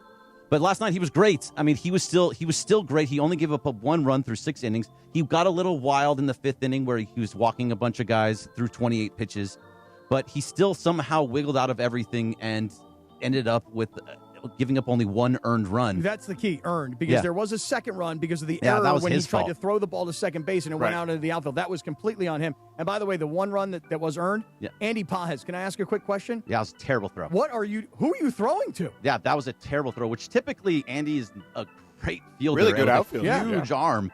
So that was expect that from like Teoscar. I'm surprised the guy actually tested his arm. That's how good Andy Pajes' arm is. But if you look at Shohei Ohtani, his facial expressions show you everything that he's feeling at every moment. He's constantly making little movements with his face. He was like shaking his head around because he felt off. Typically, I feel like superstars to that level, they stay calm, cool, collected, and you don't let them see anything. His facial expressions are all over the place. They're really funny, too. You know what struck me? You were just talking about how if there's a Dodger that people don't like, and you just mentioned Dalton Rushing. Yeah. And I'm sitting here thinking, Shohei Ohtani, it's basically impossible not to like or respect him, but shouldn't he be the player, like from an outside perspective, who represents the Dodgers' greatness and that you should, if you're, again, not a Dodger fan, why would you like this guy? But he just doesn't give you any ammo other than watching and thinking this guy's amazing. How about this? Bergie, let's extend the organ to the other side, and you can answer that on the other side. How about that? Sure. He's pulling that organ for Extended 2 seconds. organ. And it's a musical instrument, Mike. Yes. The organ. Yeah. But let me tell people real quick, Peter Christopher, rules about greatly. Mother's Day, which is coming up, okay? Yes, go ahead. Again, I know we talked about flowers earlier, but here's the thing. How about flowers and then an experience? Mother's Day's coming up, and trust me, you don't want to wait till the last minute on this one. And recently, I took my wife to Burke Williams Day Spa, okay? They got a bunch of locations here in Southern California, and honestly, it was exactly what we needed. We had the couples experience there at the spa. She loved it. I loved it. It was one of those moments where I was thinking to myself, why don't we do this more often? And we went there to the spa, as I mentioned. We got massages. We were able to just kind of hang out. And, I went into the sauna, the dry sauna, the wet sauna. I did a cold plunge there. It was unbelievable. And then we were able to have like a little lunch there on their terrace. It was a beautiful experience. And I'm telling you this now, because Burke Williams has special offers on Mother's Day spa packages. So get on it, man. We're talking massages, facials, full-on day spas, okay? Spa days there, whether it's something simple and relaxing or going all in with the full reset experience like we did. You can choose from curated packages or even grab a gift card so she can pick exactly what she wants at one of the 9 Southern California locations when she wants. Because let's be real, moms do everything, and this is your chance to give something back and really take care of her, okay? And it's not just the treatment, it's the whole experience, as I mentioned. The spa, the amenities, the atmosphere. It really feels like you're taking care of her the right way. So don't overthink this one. She relaxes, you win. Visit Burke Williams, go to their website, burkewilliams.com, and take care of mom. Burke Williams, ESPN LA's official recovery partner. Thank you so much, Sedano. 8:01 on a windy Wednesday at KSPN Los Angeles, Good Karma Brands radio station. When we return in 4 minutes, we'll do more Dodgers and Bergie's Organ Plus. Brian Windhorst in studio at 8:30 this morning. Trudell's here, Sedano, Cappy, and you on ESPN LA. The Sedano and Cap Morning Show. Hey, LA, it's Bethel Durant. Head to Northridge Toyota and Wondry Toyota today and drive off in a brand new, beautiful 2026 Toyota Tacoma SR5 for just $209 a month on a 36-month lease. $209 for a Tacoma? You already know it's got to be Northridge and Wondry Toyota. Any trade you own outright is your down payment. It's a limited time offer. Nobody's going to take care of you like my guys at Wondry's and Northridge Toyota. 2026 Toyota Tacoma SR5 I-Force 2.4-cylinder turbo 5-foot bed, double cab 4x2 RWD model. MSRP $40,628. Base 10,000 miles per year and excludes tax, title, license, and dollar fees. Think premium meat has to come with a premium price? Not at Wild Fork Foods. Get Brazilian beef tenderloin for only $10 a pound. Yes, $10 a pound. And Atlantic salmon portions for just $9.98 a pound. That's steakhouse and seafood house quality at home. Everything is blast frozen to lock in flavor and nutrients. Shop one of their 11 locations or order online for same-day delivery. Find your local SoCal store at wildforkfoods.com. Wild Fork Foods. Quality meat, wild prices. The Loan Exchange is proud to introduce the Free Closer, a jumbo 30-year fixed loan up to $3 million. With no closing costs, you could save around $40,000 in fees like points and appraisals that many lenders charge on a $2 million loan. Today's 30-year Free Closer rate is 5.875% rate and APR. That makes refinancing simple. The only question is whether it lowers your payment without increasing your balance. And if rates drop again, you can do it again and save even more. Today's 30-year Free Closer rate is 5.875% rate and APR. If your mortgage rate is over 6%, it's a total no-brainer. Why pay to close a loan when you can exchange it for free at theloanexchange.com? NMLS 1637539. Loan subject to credit approval. See website for licensing information, loan terms and conditions. Equal housing lender. That's theloanexchange.com. Theloanexchange.com to exchange higher payments for lower ones. Pizza Hut is bringing the heat with their new hand-tossed crust. Crispy and golden on the outside, soft and fluffy on the inside, finished with buttery garlic parm seasoning in every bite. And right now, grab a large pizza with any 3 toppings for just $11.99, delivery or carryout. When you're hungry for big flavor, keep the Pizza Hut coming with the $11.99 large 3-topping deal. Order now at pizzahut.com or download the Pizza Hut app. Limited time offer. Additional charges for extra cheese and toppings, stuffed crust, and original pan. Hey guys, it's Sedano. Next time you're at my home away from home, LAX, look up. You'll see the future of travel in action. It's the all-electric Skylink train. It's now testing, and trust me, this is a game changer. What does it take to build a champion? It takes round-the-clock preparation. And soon, Skylink will connect you to the airport terminals, the new rental car center, and LA Metro. From practice to prime time, the LAX Skylink. Fast, free, and built for LA. In testing now to help you skip the traffic later. Switching to Progressive is a game-winning call. And that reminds us of other game-winning calls in the history of sports. So it was the fourth quarter and we're down by 5. Sweat pouring down my face. Suddenly it hit me. If only I could wrap part of the towel around my forehead. And that's how I became the first basketball player to wear a headband. Okay, not really a game-winning call, but it was a good call. You can make one too. Switch to Progressive and you could save hundreds. Progressive Casualty Insurance Company and Affiliates, not available in all states. In sports, the tape never tells the whole story. Hiring is no different. AI can make candidates look like an MVP on paper. So knowing the person and the skills behind the resume matters. That's where Robert Half changes the game. Our recruiters combine their expertise with award-winning AI to evaluate skills and fit quickly. Learn how we can find you specialized talent in finance, accounting, technology, and more. At Robert Half, we know talent. Visit roberthalf.com/talent today. Hi, this is Avner Gatt, founding partner of the Sedano and Cup Morning Show. Avner Gatt Inc. is your trusted Los Angeles public adjuster. Call me directly at 818-917-5256 for help navigating the complexity of your insurance claim. Now back to the Sedano and Cup Morning Show. Good morning, guys. Good morning, Abner. 8:06 on a windy Wednesday. Brian Windhorst in at 8:30, Jack. What you want, baby, I got You know, Sedano loves the oldies. On this day in 1967, the Queen of Soul, Aretha Franklin, released the song Respect as a single. It would go to number 1. Exactly right. By the way, you heard Abner there. It was great to be at Abner's office in Woodland Hills yesterday. How'd it go? Abner made me 2 espressos. Two espresso. It was great to see Abner press the flesh. Yeah. Him and the family are going to Israel for about a month, and then when he comes back, we're going to make a beautiful thing. Oh, nice. Very nice. Yeah. And I had the blood pressure with Abner's face, the blood pressure machine. How'd it look? I did it right there at the table. Yeah. I said, Abner, don't get my blood pressure up. Is this pre-Dewey Espresso or is this after? I can have it Dewey Espresso. after. Oh, really? Yeah. Damn.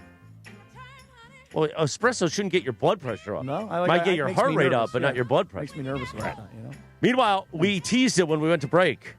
Yeah, Mike asked a great question to Bergie. Mike, why what don't that you was, Mike? repeat that question? You remember it? I'm happy to. I was just thinking, it struck me when Greg was talking about how, other people are kind of zeroing in on Dalton Rushing, right? He was sort of, he's been around for a little bit, but just arrived in terms of people nationally knowing who he is, and how kind of he's the hated Dodger. And like, well, the fact that Shohei Ohtani is not just tells us something. I wanted to ask Greg what. So, very good question there, Mike.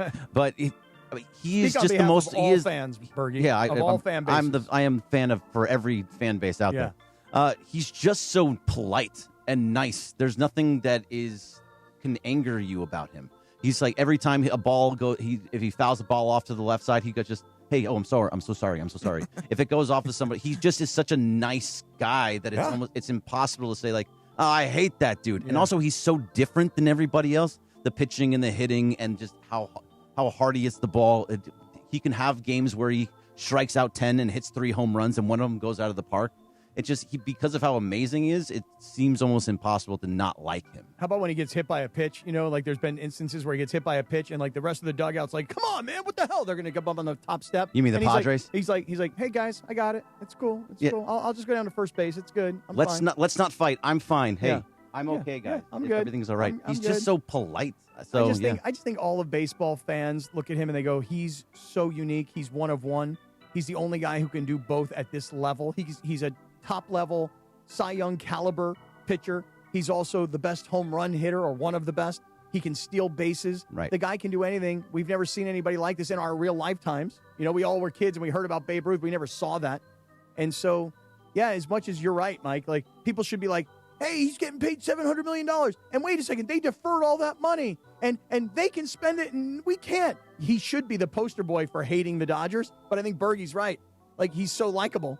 How could you not just like him? So I go back to your comparison between Mick Cronin and Dusty May. He's more Dusty May. Like, he's just like a nice guy. After the NCAA tournament, I was like, well, here's Mick Cronin. He's mean. He's Mick Cronin. And then here's Dusty May. And he's so lovely and nice and likable. And so that's kind of That's sort of the that's deal. kind of Shohei Ohtani, right? Yeah. Can you feel and hear the difference there? So we had this. I felt a lot of things when you went into the upper octave there. Yeah, Sitting you did. across from you. Your eyes kind of bugged out a little bit, kind of freaked me out. But we had this argument the other day that the Dodgers team itself is also a very likable team, just as people. Right, but yes and no. You don't have to Again, like them as a team no, because but they're Greg, good. You are totally yes. I'm a big believer in separate the art from the artist. Right, like I believe that the Dodgers are individually great guys. Yeah. And their team is awesome to watch. And anybody who's objective could say that. Except you're asking other fan bases to be objective, which is completely when they're like getting their against asses what kicked. they normally do. Right. Yeah. Right. Like that's like so assuming nobody outside of LA. You know, I'm sure there are like super diehard baseball fans that just admire the Dodgers for sure, and maybe kids or whatever, like in different parts of the country because they're so awesome to watch. But generally speaking, most baseball fans who are not Dodger fans despise the Dodgers right now. They despise the Dodgers team totally. I fully understand that. But that was my point, though. But the guy that maybe should represent it, he just is so counter to being able to be hated like that. Like, so I was just in Houston, obviously, right, for the Lakers Rockets series, and the Yankees were playing the Astros. So I went to like the last 3 innings of one of the games after a dinner that we had, and I just the whole time I'm just going around thinking about like how much I hate the Astros still. And I can put and some of the players are still there. Like there's little Altuve right there at second base still, right? Correa's back, and I'm kind of like, oh man, the cheaters. And I'm making comments to my buddy who's an Astros fan as we're there, and it just that team to me was very easily hateable. And I wonder to the degree that like looking in from the outside, which we are not anymore, to this Dodger team.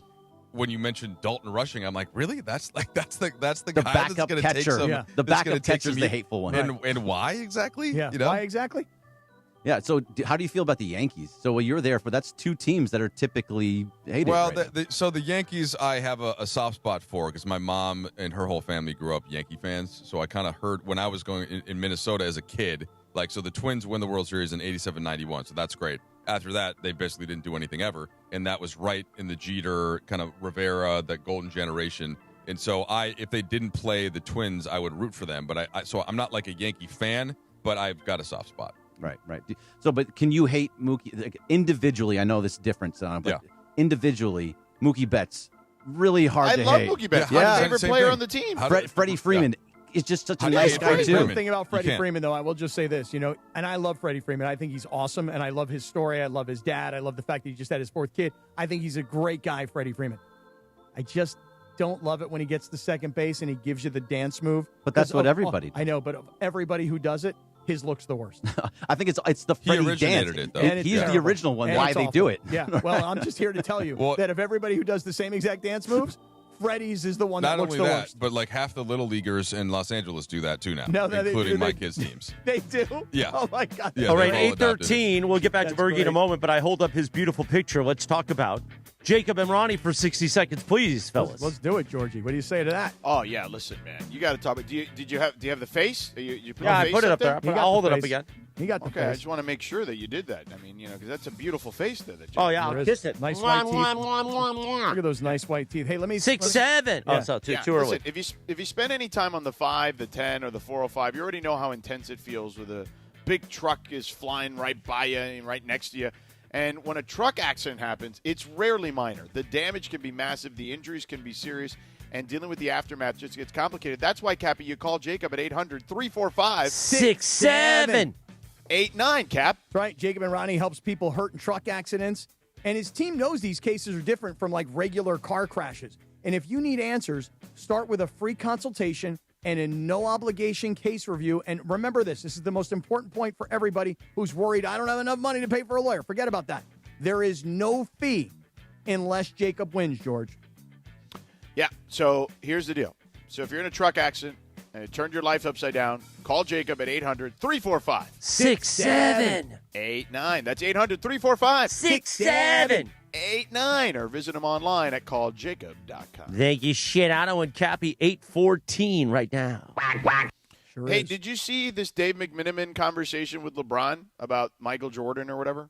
Yeah, it was an interesting piece that Dave wrote. I read it early this morning where he kind of set it up by telling everybody, we asked LeBron at the beginning of the season, it's your 23rd year. Can we ask you 23 questions along the way that will sort of document? And I liked it. I liked the piece. I didn't read it I did read it, but I think I need to go back and reread it because I was, kind of waking up this morning and didn't have my readers on, but a little blurry. But generally, I liked it. I liked what I read. It was pretty good.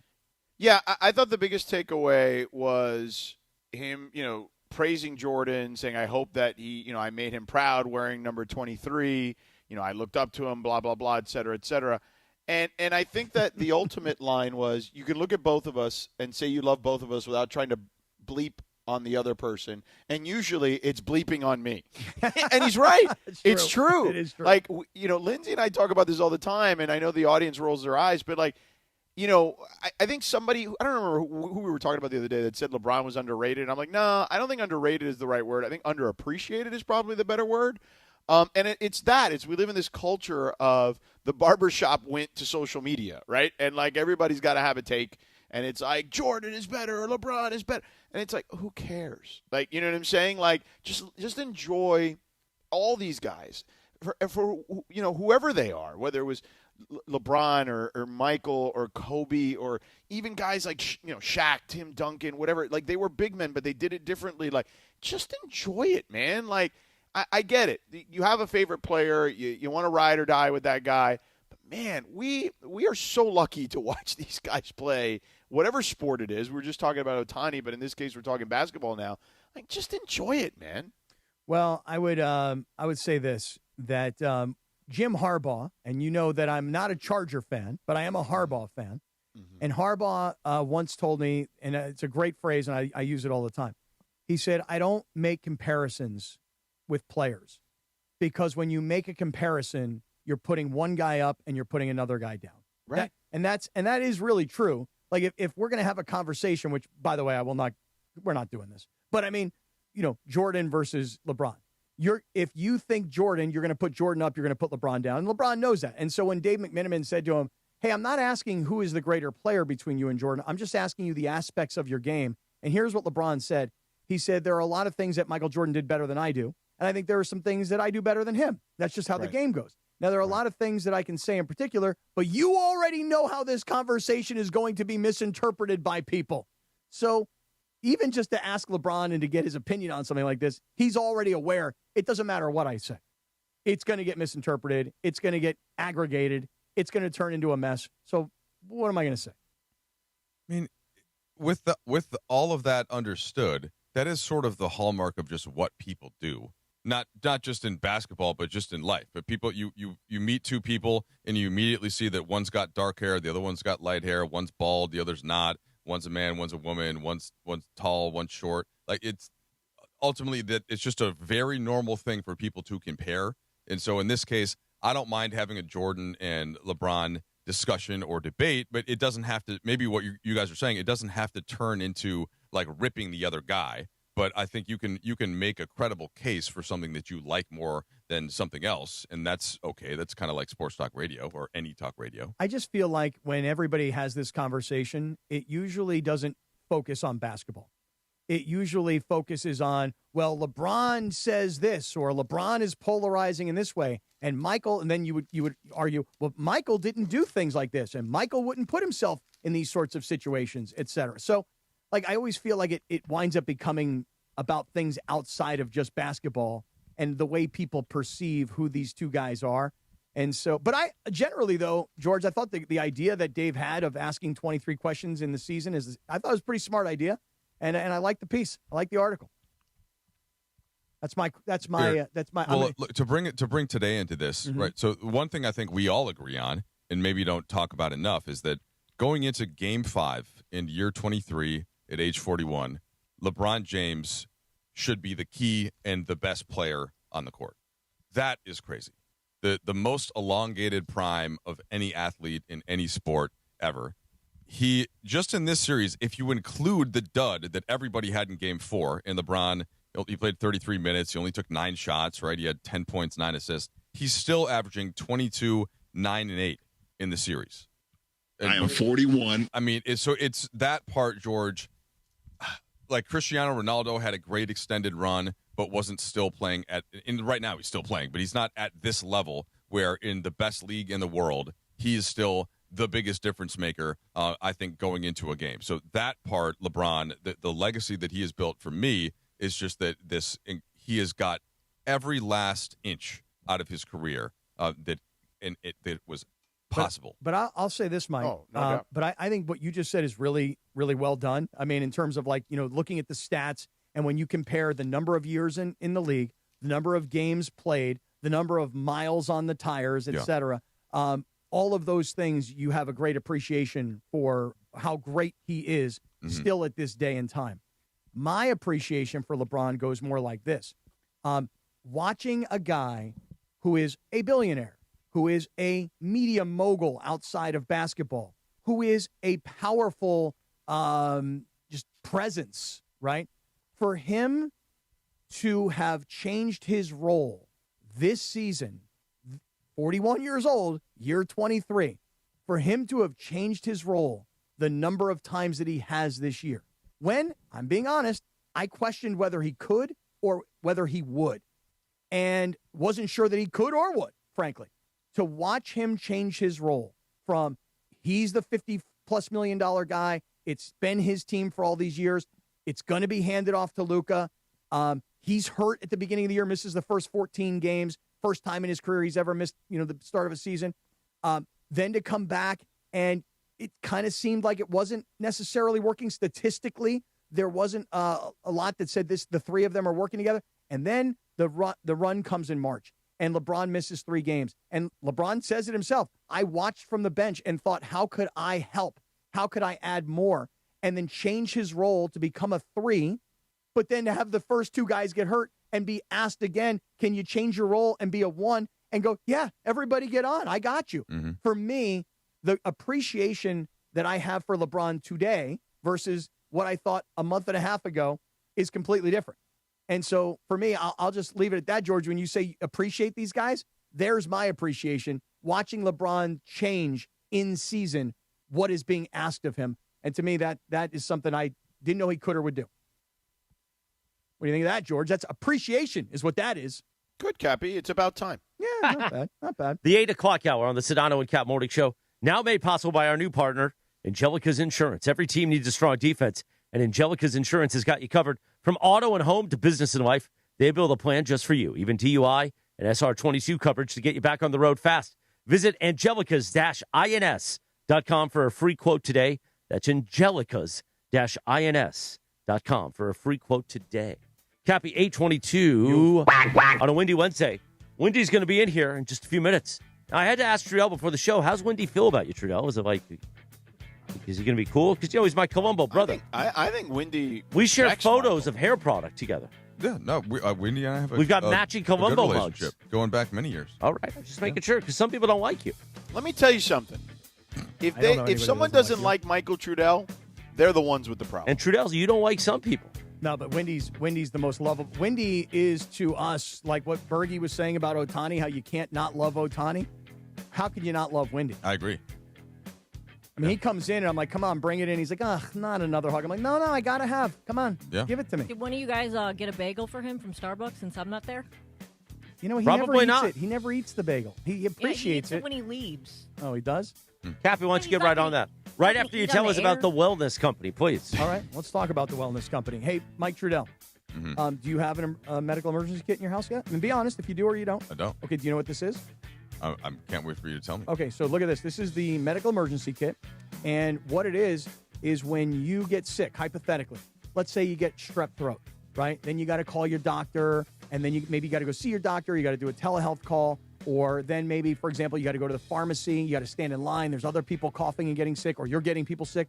What this is this is all the medication that you would need to start right away. So like amoxicillin, for an example, or a Z-Pack. So look, when I open this up, look at all the different medications I have. And I travel with this because what if I get sick? What am I going to do? Wait till I get home to start the medication? You want to start the medication as fast as you can. Now, you might be thinking to yourself, Mike, well, how would I know? I'm not a doctor. I don't know what medication to take based on what symptoms I have.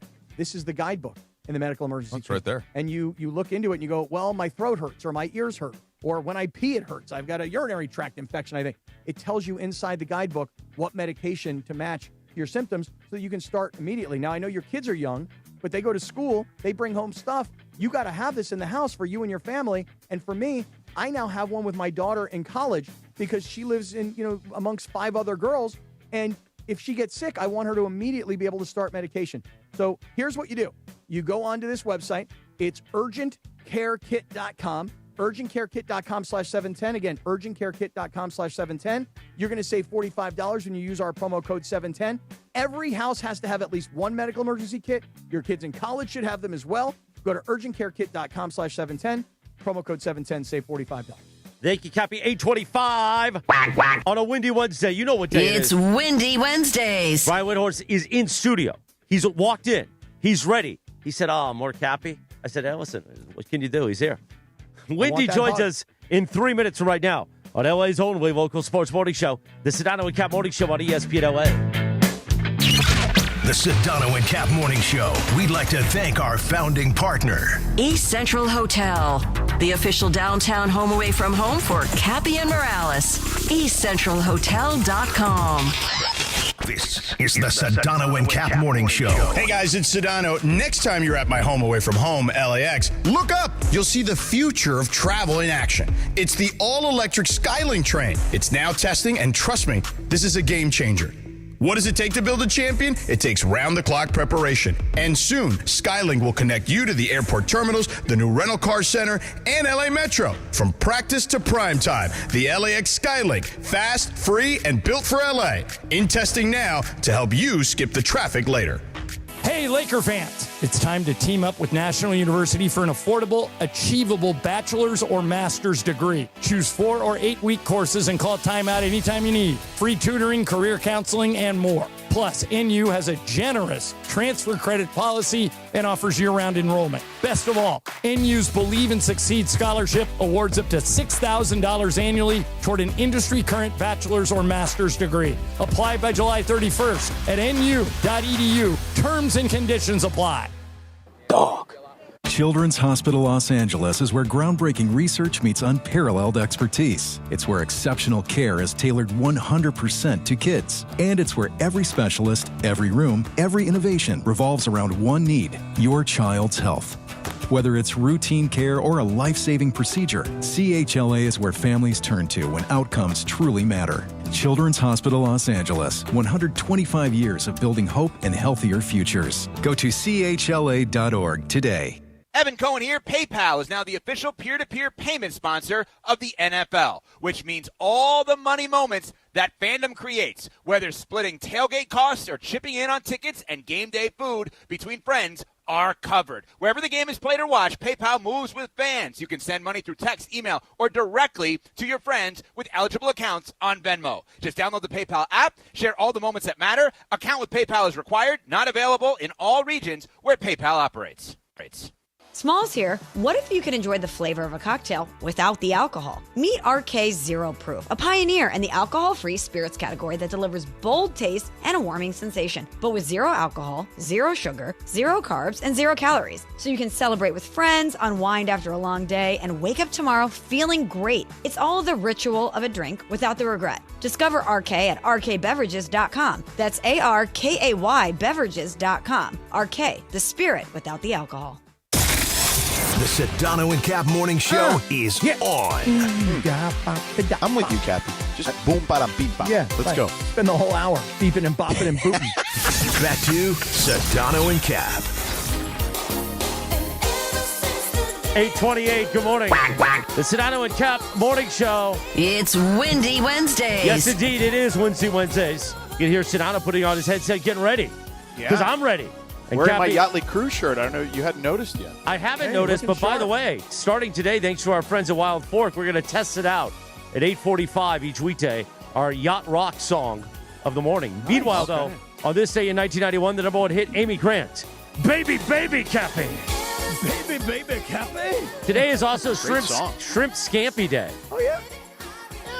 I don't do shrimp scampi that often, but it's okay every once in a while. I haven't done it in a long time. Although I did have this shrimp thing last night that I was not prepared for. But Where'd you have it? What's that? I think it's called the South Beverly Grill, I believe. Oh yeah, it's a good place. Unbelievable. I mean, the food. You've never been there? First time I'd ever been there last night. Yeah, it's like it's similar to like a Houston's. That's exactly or like right. Yeah, precisely. And I had this like red trout dish that I would never have. Oh, the ordered, red trout, Trudell. But my friend Now, said to who me, were you at the South Beverly Grill Don't with? shake your head at me, Trudell. You know, I don't do the fish thing. Yeah, he doesn't like Yeah, fish. Yeah, I but- know. you do Yeah, fish? yeah. But my I well, eat Wendy, shellfish. yeah, yeah. My BFF was in town, and he's like, "Dude, let's go here," because we were walking around. He's like, "Let's just go here and have dinner." And he's like, "This red trout thing here is the greatest thing you'll ever eat. Just get it." And I ordered it because the guy next to us had it at the bar, and it was world class. I mean, shocking. I was not prepared for that kind of dinner last night. It was shocking. It was amazing. It really was. So you don't like white sauce or fish? Well, I like frosting. You like as frosting? yeah, but I don't like ranch or blue cheese or horseradish or anything like Oh, that. Mike Or Mike fish. has the taste buds of a 12-year-old. That's Mike not and true. Mike and I could hang out. I think Yeah. I like that. I like No, almost Windy everything else. too. Windy I does have the I taste like buds of a spicy 12-year-old as well. food. I like almost everything. I just don't love the taste of cheese or white sauces. Wait a minute, you Windy, anti-cheese? you don't like No, I love ranch? cheese. Okay. Oh, but Like you don't cheese like all day ranch, Windy? Not really. No, Oh, why would come you? on, It doesn't Windy. taste good. What do you do with wings? What do you do? You put I'm not a wing guy. Oh, no wings at all, and not No. even a dry rub. Maybe Yeah.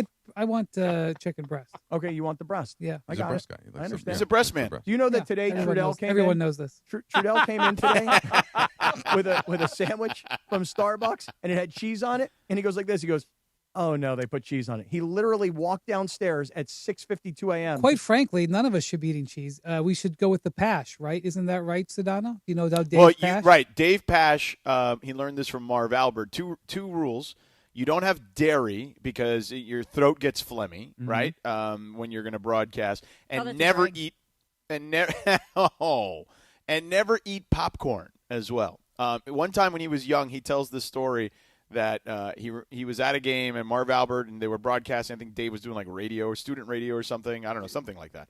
And Marv says to him, "You eat popcorn before a game?"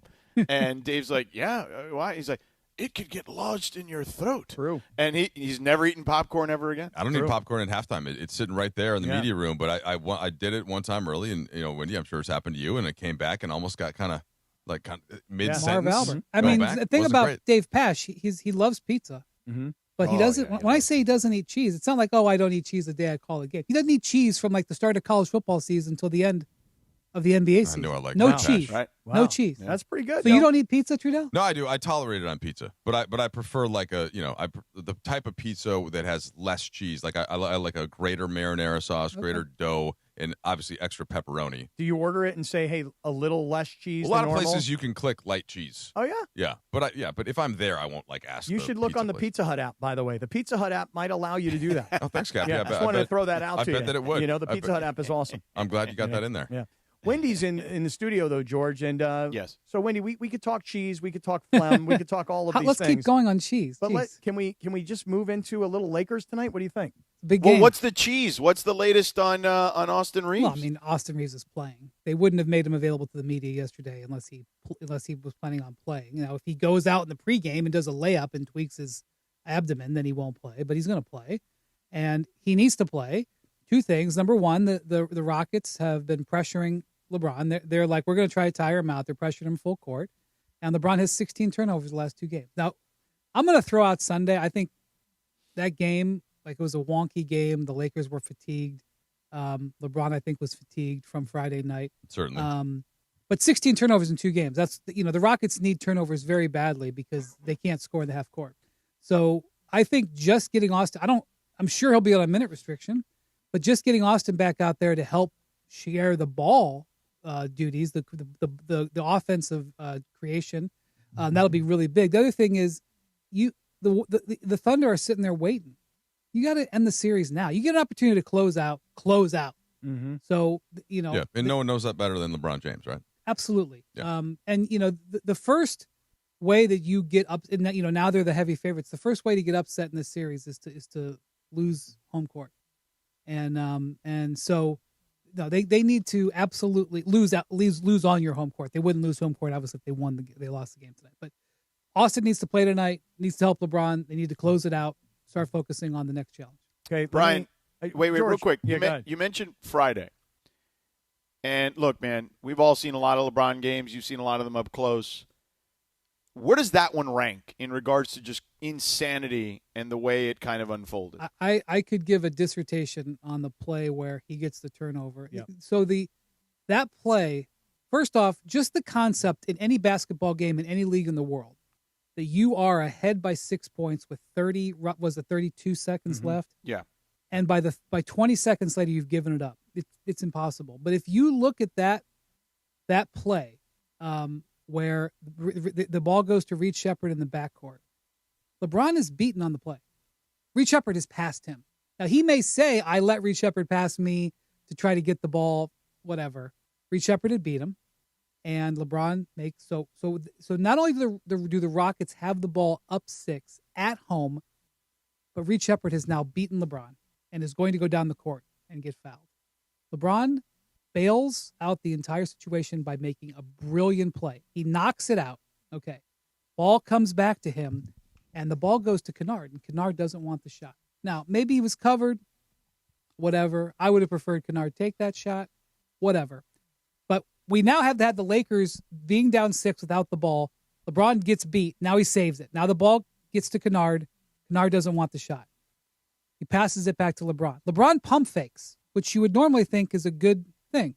But the pump fake allows the double team to get there. Mm-hmm. Right. So we've now in a situation where he's been beaten. Kennard doesn't want the shot. Now the ball's in LeBron's hands. He pump fakes and a double team arrives. And he makes the 3 over the double team anyway. My God, what an incredible sequence that goes all the Lakers' way there. Okay, I just want to say one thing, though. When you said you could have written a dissertation about this, just a couple more things. When he hits the ball away from Reed Sheppard and Marcus Smart throws the ball to LeBron, it goes over Reed Sheppard and another defender. So it goes over 2 guys to get to LeBron. But remember, LeBron does not make a clean catch. LeBron actually taps it with his right hand, and then with his right hand pushes the ball to Kennard. Kennard also does not make a clean catch. But he has the ball, and he, like you said, he doesn't want the shot. Back to LeBron, and then when LeBron does exactly what you said, which is like he steps back and pump fakes. I mean, all I'm trying to say is like 15 things happened in that sequence, and if one goes wrong, and there were plenty of opportunities, if one goes wrong, he doesn't even take the shot. If I was a Rockets fan, I would have been vomiting. Well, that was actually the more likely scenario of the 2 plays that happened in the final 30 seconds when Marcus Smart not only steals it in the backcourt, but then immediately gets fouled, shooting a 3, right? And you could just see Ime Udoka, who wears his emotions pretty loudly on his sleeve and his expressions, and then he makes all 3 free throws. So yeah, I think the stat that I saw was it had only happened one other time in the previous 29 years. 1,700 plus times. Yeah. It was but the Knicks game. I even reject years that number because the actual individual circumstances were more crazy. And then he hits the big 3 in overtime.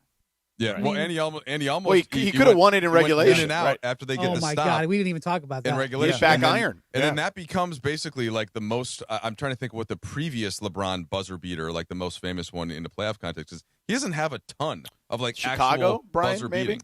Yeah, I mean, here's the thing. Orlando, right? Well, yeah, I mean, here's the thing. Like this whole context of quote unquote buzzer beater. Like LeBron has made many shots in the final couple seconds. 4 seconds, 8 seconds, 12, wherever you want to draw the box. Yeah. How many has he made where the ball goes through the basket at the buzzer? Mm-hmm. Like, oh, that was not a buzzer beater. You know, Kobe would have made it at the buzzer. You made it with 5 seconds left. You know, that whole thing. He does have a couple. But, you know, that one, yes, would have been right up there. So it reminded me. Sorry, Kathy. No, I'm glad that George brought this up Friday night because I wanted to get into tonight. But so I'm glad you brought it up, George, because what Wendy just said in the conversation we're having, it shouldn't go unnoticed. And by the way, you brought up the 1,700 games that this had never happened. We had Ian Eagle on earlier this week, Monday. He's called both of them. He was the guy who called the other Did one he as well. really? Yeah. He told us he called the Knicks game too. Yeah. Amazing. Yeah. Brian, it not obviously the stakes are different, but it reminded me of the Ray Allen shot and the way that play unfolded with 28 seconds to go. Yeah, and typically what happens is when you have a comeback like that, because that was it 28 seconds? 28 seconds for the Ray Allen shot, right, when they were down 5. The Heat were down 5. you need the other team's help. The other team always helps you. Often it's a missed free throw. In that case, actually Kawhi missed actually Ginobili Correct. and Kawhi missed both missed free throws. But you need the other team's help. And the Rockets were helping, but the Lakers had to pull some stuff out. And so getting that victory, which earned them really earned them tonight's game, because you get one game in Houston, and so you have a chance to. So they that incredible win earns them the chance tonight, and they have to take advantage of it. This is what happens if you're going to do anything in the playoffs. You have to take advantage of it. LeBron knows it. I will guarantee you he has spent the last couple of days resting, maximizing, getting himself into position. And I don't know whether the shots will go in, but I promise you LeBron will be as physically and mentally as he possibly. This is the most important game of the year. And winning this game tonight, look, the mountain that exists with the Thunder and then the Spurs it's borderline insurmountable. Like I saw, we were giving the stats, the probabilities. I think I saw the Lakers were 1% to get to the finals and 7% to get to the conference finals. I reject that completely. I think that's wildly too optimistic. But winning in tonight's game and winning this series, overcoming these injuries, the way they finished the regular season, the way they've performed in this series, the way they have come together, this can catapult them forward, and it would be a crowning achievement for this season. I understand they play on a court with 18 stars on it, and that the standards are different for the Lakers than you would have for the Magic. But a victory tonight would be an incredible way that you could call this season a success. The one and only Windy, Brian Windhorst, on a windy Wednesday, 8:40 in the morning. First, we're going to hear from Sedano on what Windy needs to do for Mother's Day and what all of us need to do for Mother's Day. But first, the lottery. You can always use. You already did. You get to be with us every Wednesday. Oh, right. Come on now. You can always use more Laker talk in your life. Join DeAndre Hawkins, Young D, on Lakers Talk Daily every weekday morning at 11 a.m. on the ESPN LA YouTube channel. You'll get an in-depth breakdown of what the Lakers are doing well and what they need to do to finish off those scumbag Rockets tonight. 11 a.m. today on the ESPN LA YouTube channel, your home of Lakers basketball, ESPN LA. Now, Sedano, let's talk about the Books Company.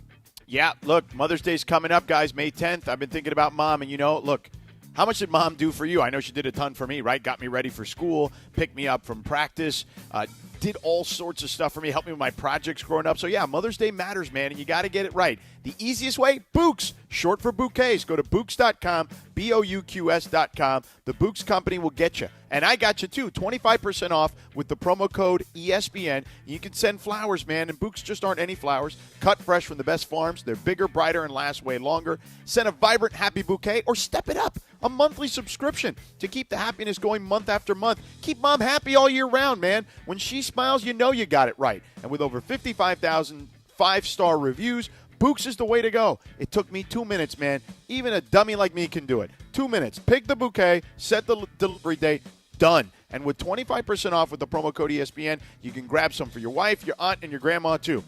Mother's Day is coming, man. May 10th. Don't wait. Go to Books.com. That's BOUQS.com. Use the promo code ESPN for 25% off. That's Books.com, promo code ESPN. BOUQS.com, promo code ESPN. Books.com, promo code ESPN. Thank you so much, Sedano. 8:42. When we return in 2 minutes and 15 seconds. More Windy on ESPN LA. This is the Sedano and Cap Morning Show. Looking for paint that actually lasts? Vista Paint delivers expert quality, rich color, and pro-trusted durability, backed by over 60 years of experience. From your home to your next big project, we've got you covered. Vista Paint, since 1956. Hey guys, it's Sedano. Next time you're at my home away from home, LAX, look up. You'll see the future of travel in action. It's the all-electric Skylink train. It's now testing, and trust me, this is a game changer. What does it take to build a champion? It takes round-the-clock preparation. And soon, Skylink will connect you to the airport terminals, the new rental car center, and LA Metro. From practice to prime time, the LAX Skylink. Fast, free, and built for LA. In testing now to help you skip the traffic later. Hyundai of Glendale is now open, and your next Hyundai is waiting. Lease a brand new 2026 Tucson SC for just $199 a month plus tax for 24 months. Includes owner's assurance and a 10-year, 100,000-mile powertrain limited warranty. Check out Hyundai of Glendale. Call 818-222-8000 or visit HyundaiofGlendale.net. 24 months at 7,500 miles per year. $41.99 due at signing. Tax, title, license, and dock fees extra. One at this payment. 5NMJ, A3DE, 4TA 715229. MSRP $31,150. Esquivoso. Running a business means wearing multiple hats. So if you're like me, you probably started out using your personal phone, taking client calls and texts nonstop. As my business grew, I needed something smarter. That's when I switched to Quo, the #1 business phone system. Quo works right on your phone or computer. No carrying 2 phones, no clunky landline, just one easy app you can try for free. Your team can share one number and handle calls and texts together like a shared inbox. Any teammate can jump into the conversation, so customers get faster responses. And Quo's AI assistant summarizes your calls and responds to customers 24/7, so you never miss a lead or opportunity. All this starts at just $15 a month. That's basically 2 coffees. You can even keep your current business phone number. Find out why 90,000 businesses trust Quo. Money is on the line. Always say hello with Quo. Try Quo for free at quo.com/sports. That's quo.com/sports to try Quo free. QUO.com/SPORTS.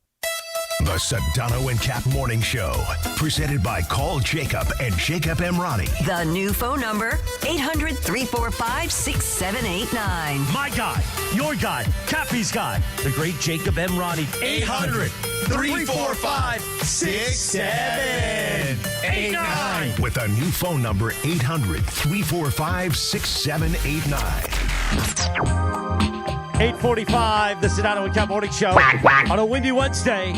How about this, Cappy? Each day at this time, like a Yacht Rock song of the day, thanks to our friends at Wild Ford Foods. Love that. Marcia Green over there, she's a big Yacht Rock person. Okay. And Wild Ford Foods, you hear Sua talking about that. Oh, Sua! We got to go into a Wild Ford Foods. Let's go. We can get like salmon, we can get steak, we can get bison.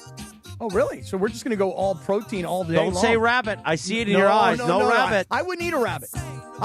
Seriously, I would not eat a rabbit. Why are you talking about Otis like that? Yeah, exactly. Well, Otis is Don't you not a see the rabbit. T-shirt right next to you? I think of Otis is a Trudell and I bunny. nudging. Isn't Otis a bunny? Yeah, Otis is a bunny. So is a bunny a rabbit? Yes. It Well, is? yeah. Are you sure 100%? Because there's like rabbits that people go eat. People don't go eat these bunnies. What? What is he talking about?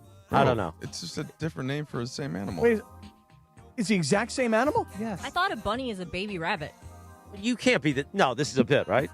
I thought bunny. I thought like the little cute bunny that you hold in your arm and you pet like Otis. I thought they have like floppy ears. Well, she's a Hollandwalds breed. There's breeds of rabbits. Oh, You know, they're like hares and such, but the hair. Yeah, but Like the kind that you run over on the street by accident. That's Oh, like why the would you same say thing. that? I mean, it's happened. It's a believe different this, deal. Chris? You see that thing right there? What thing? Right where? Right on the whiteboard? Yeah. You're gonna get that later. You're gonna get that. All right, the Oh, Sedano that! Cap Oh, I didn't see what that was. on a windy Wednesday. Jeez. Oh, my God. I didn't see it. I'm like actually looking at the whiteboard. I'm like, the hand? You're going to give me the hand? And now I look behind me. Uh-oh. What is that? Windy's here. Brian Windhorst. He'll be with us till 9:30. Shannon. Yeah, for sure. Now, Brian, let me ask you this: What do you make? You mentioned OKC's waiting. So, what do you make of kind of where we are right now in the Western Conference? You know, do you subscribe to the theory there's OKC in San Antonio and everyone else? Is OKC in a tier of its own? How do you view it all? Crazy situation in this Wolves-Denver series where Denver is going on the road in an elimination game and are favored by 7 points. Maybe the lines moved or whatever. They're going on the road, and their third most important player, Aaron Gordon, is very likely not going to play in this game. And they're favored because of this crazy situation that Minnesota plays brilliantly and loses their whole starting backcourt in a 20-minute span. Brutal. So that whole completely destabilized the bracket. And then you look at, San Antonio. San Antonio impressed me greatly in that series with Portland. You would say, well, Portland, they're a low seed or whatever. Yeah, but they lost Wembanyama, and they went up to Portland, and they were down by double digits in the first half of both games, never having played a road playoff game as a group before. They come back and win both those games. And then last night they get their first closeout opportunity and show total professionalism, handle their business. So San Antonio, very impressive. Wembanyama in a 7-game series, brutal. Oklahoma City, they have been injured just like everybody else. The league has been defined, unfortunately, by injuries. Mm-hmm. They lose their second best player, arguably. If you want to argue that Chet has been better this year, fine. But Jalen Williams, their second best player, in my opinion. The guy that they plug in, they're 17-1 with him in the starting lineup, AJ Mitchell. You're 17-1 when he starts this year. Mm-hmm. That's their fill-in. So that, again, it's just a mountain. It's a mountain to climb. And I was really hoping to get full power Denver versus full power San Antonio. I don't know if it'll be for full power Denver. They're not playing well, but that series potentially assuming. And by the way, I'm not counting you're going to Minnesota, right, George? Yeah, that's why I'm leaving at 9 o'clock because I've got to catch a This flight, is the Wolves Super Bowl. Yeah. Very rarely would you say this, especially for a team that's just gone to the conference finals 2 years in a row. They win tomorrow's game. They can say they beat their hated rival. That's what Denver has become for them. And they can say, we achieved the most with the hand we were dealt. Yeah. We achieved the most. And that is, they know what the assignment is, and they can destroy the Nuggets if they beat them tomorrow night without their two. But what's I think if the likelihood? Nuggets lose, there's ramifications Oh, to yeah. be had there, But, right? But it's hard to believe. And look, we're watching the Lakers do it. The Lakers are up 3-1 without Luka and Austin, which is ridiculously hard to believe. One-off game. But for Minnesota to lose DiVincenzo the way they did, that's a very emotional one as well. Absolutely. And then to lose Anthony Edwards, and granted, he's been hurt a lot this year, but for those two guys to not be available, the Crazy. likelihood of Minnesota winning for you is what? I mean, they have to win game 6. I can't see them winning game 7. So I give them, what do you want to say, George? I give them 30% chance? I was going to say about 20, 25. I was going to go 35. Okay. So, but we're all favoring the Nuggets. Yeah. Ayo Dosunmu could have a game where he scores 35 again. Right. Know? I mean, Jamal Murray hasn't played well in the series. I'm saying it's just a fact. Everybody has to play the hand that they're dealt. The Lakers' hand is brutal. They lose 2 of their 3 best players at the end of the season. They've played it brilliantly. They have absolutely maximized what they've gotten. They get this win tonight. They deserve a standing ovation. Not everybody can play for the same things in the NBA. Unfortunately, we've developed a place in the league that only thing that matters is rings. And the Lakers play in an organization that has an incredible history, so their standard is crazy. But there is no reason to say that the Lakers don't win tonight. There shouldn't be a grand accomplishment, that it should be appreciated. They're not going to be a parade. I'm not saying there's a parade, but you appreciate it. I say the same thing for Minnesota. Minnesota wins tomorrow night, George. They should celebrate that like it's a true accomplishment because of the hand that they're holding. I expect, because of those circumstances and the fact that they hate each other, I expect that place to be a madhouse tomorrow. Yeah, it will be. And they're gonna, and they can unite in hating the opponent. They hate this opponent. Mm-hmm. Yeah, they hate them. Yeah, they're looking for a rally around the flag, just one night, all hands on deck. Play the matchups no longer favor them. Denver has weak spots they can get to. They can pack the paint in ways that they couldn't when DiVincenzo and Edwards were on the perimeter.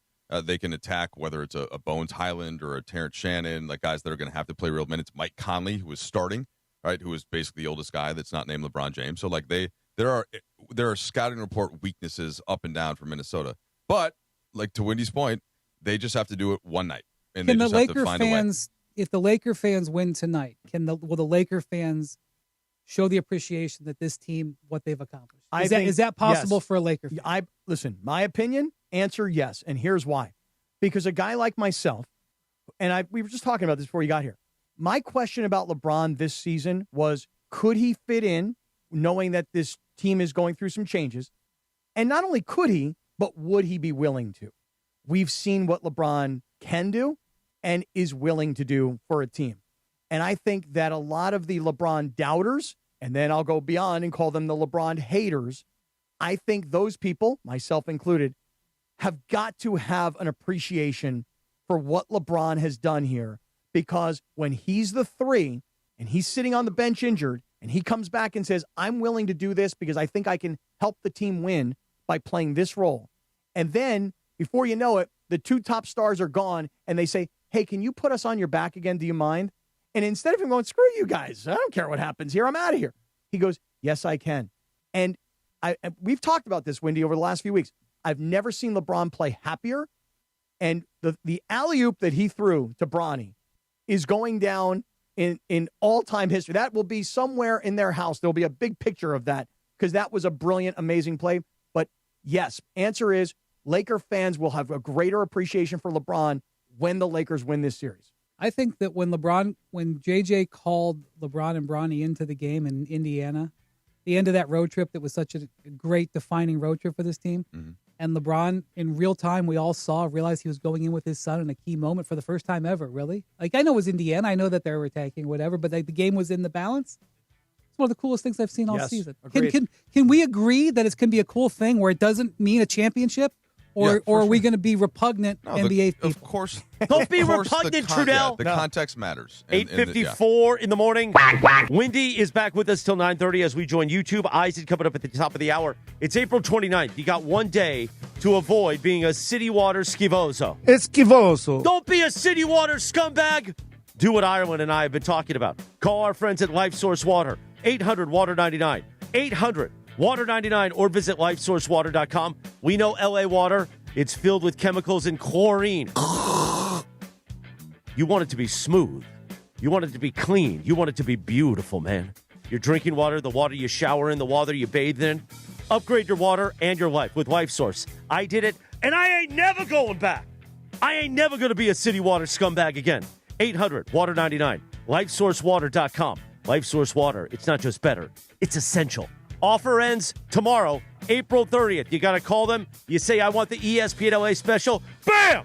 You get $500 off, plus free installation for new customers, but you have to ask for it by name. The ESPN LA special, 800-WATER-99, LifeSourceWater.com. Do not, Cappy, be a City Water schifoso. Schifoso. No, sir. Hey, George, safe travels up to Minnesota. Brian Windhorst is sticking around. Trudell's here. When we come back, Wendy, you got to get in on the debate George and I have been having all week long about how you infuse Austin Reaves. That's next on the Sedano and Cap Morning Show.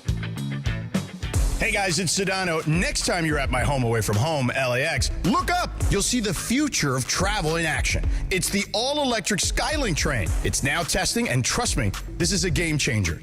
What does it take to build a champion? It takes round-the-clock preparation. And soon, Skylink will connect you to the airport terminals, the new rental car center, and LA Metro. From practice to prime time, the LAX Skylink. Fast, free, and built for LA. In testing now to help you skip the traffic later.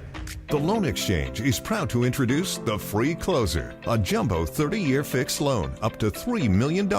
With no closing costs, you could save around $40,000 in fees like points and appraisals that many lenders charge on a $2 million loan. Today's 30-year Free Closer rate is 5.875% rate and APR. That makes refinancing simple. The only question is whether it lowers your payment without increasing your balance. And if rates drop again, you can do it again and save even more. Today's 30-year Free Closer rate is 5.875% rate and APR. If your mortgage rate is over 6%, it's a total no-brainer.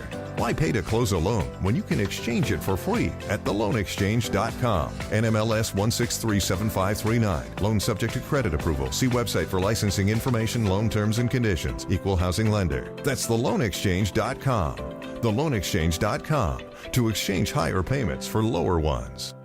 Hey guys, it's time to lock in because the Beach Life Festival is coming up really fast. It's May 1st through the 3rd in Redondo. Durant Friday night is going to blow the thing away. The Chainsmokers, The Offspring, James Taylor, Sheryl Crow on Sunday are going to be ridiculous. All on the beach in one place in one weekend. The VIP tickets, guys, are almost gone. Once they're gone, that's it. They're over. So if you're thinking about beach life, now's the time to lock it in. 3 days, right on the water at Seaside Lagoon. This is not one you're going to want to miss because you're going to have terrible FOMO. Get your tickets now at beachlifefestival.com. In the playoffs, performance isn't just expected, it's engineered. At Lexus Santa Monica, we play at that same championship level. Whether it's the precision of the RX or the pure power of the LC, every vehicle is a masterpiece of performance. Visit our historic showroom, a Santa Monica landmark, and experience a lineup that's as legendary as the game itself. See Matt Unger and the team to elevate your drive. Lexus Santa Monica. In Santa Monica, on Santa Monica. Experience amazing. Hey guys, it's Sedano. Look, Mother's Day's coming up, and trust me, don't wait until the last minute on this one. Just recently, I took my wife to Burke Williams Day Spa, and honestly, it was exactly what we needed. She loved it. I loved it. It was one of those why don't we do this more often moments. And right now, Burke Williams has special offers on Mother's Day spa packages across their 9 Southern California locations. Massages, facials, full-on spa days. Visit BurkeWilliams.com and take care of Mom. Burke Williams, ESPN LA's official recovery partner. Evan Cohen here. PayPal is now the official peer-to-peer payment sponsor of the NFL, which means all the money moments that fandom creates, whether splitting tailgate costs or chipping in on tickets and game day food between friends, are covered. Wherever the game is played or watched, PayPal moves with fans. You can send money through text, email, or directly to your friends with eligible accounts on Venmo. Just download the PayPal app, share all the moments that matter. Account with PayPal is required, not available in all regions where PayPal operates. Evan Cohen here. Game day brings the excitement. Your stay should feel just as memorable. With Marriott Bonvoy, official hotel partner of the NCAA and U.S. Soccer, you're connected to a portfolio of brands designed for how you travel. Some offer complimentary breakfast, others give you room to spread out, space to stay productive, or extended stay comforts. So whether you're a traveling fan or part of the team, Marriott Bonvoy celebrates the moments that live on before and after the game. Marriott Bonvoy, where game day checks in. 710 ESPN, your home for the 17-time world champion Lakers. KSPN Los Angeles, a good karma brands radio station. Oh, it's Windy Wednesdays on the Sedano and Cap Morning Show. Cappy, one of my favorite songs of all time, when they got together and sang "All for Love," man. From the Three Musketeers soundtrack. Remember the Three Musketeers? Yes. That's kind of like you, me, and Sedano, but when Brian Windhorst is here, my Columbo brother, right, it becomes Windy, Cappy, and Sedano, which I'm okay with. You are. They are the Three Musketeers on Wednesdays. Good morning, Brian Windhorst. Where would Brian Windhorst be in line at your wedding to dance with you? To this song, Morales. I want to dance with you to this song. Let's do it. Yeah. There you go. Wow. We won't look each other in the eye. It's Windy Wednesdays. The Sedano and Cap Morning Show is on the air. The biggest show in ESPN LA history. Don't the Rams say bleep them picks? Yes. Isn't the That was a long time ago. Different now. Now they're good at the picks. Yeah, but didn't they do that and win the Super Bowl? They did. This is a bleep them picks trade. Yeah, what was it? Horn chins. Yeah, horn chin. Sedano is a guy who's like, hey, I've been around the NBA 20 years. I can draw plays up on the board. I can do. God. What do you mean, oh God? What do you mean? A little sabor? Yeah, I don't think people like being called hacks. You're the güero on the radio. Did you have me on your show to berate me? Is that what you're doing now? Give me a freaking break. I'm reacting to Art Bell. Yeah.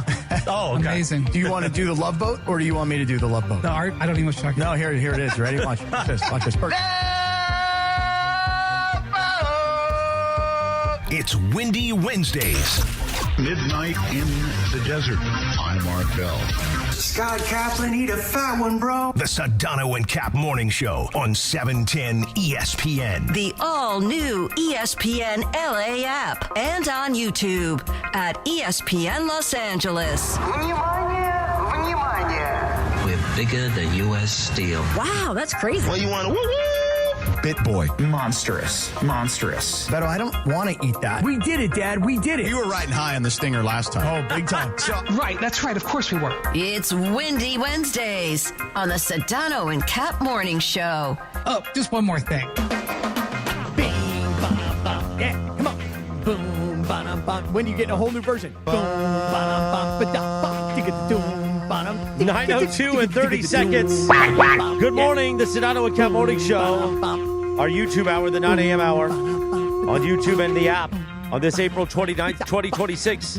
Trudell's here. Sedano had to leave us. And Windy's here, Brian Windhorst. And yes, Cappy, here's the his moment of the part. week. Yep, his favorite part of the whole week. Here it comes.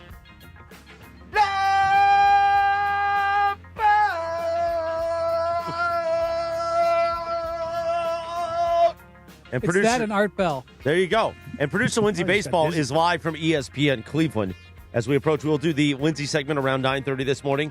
We got Windy here as we get ready for Lakers Rockets tonight at Crypto.com Arena. Apparently, Cappy will not be in the suite tonight. No, sir. You're leaving me. I will not have you next to me. The problem for me is this. During the regular season, I can go into the suite, I can schmooze and BS and hobnob and hug it out with everybody, eat meatballs, eat tacos. I can do all of that during the season. But during the playoffs, you got to lock in.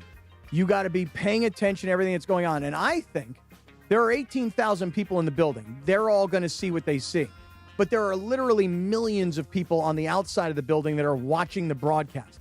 I want to watch the broadcast so I can see replays. I can hear what the announcers say. I can get everything that I need that I cannot get while I'm in this suite.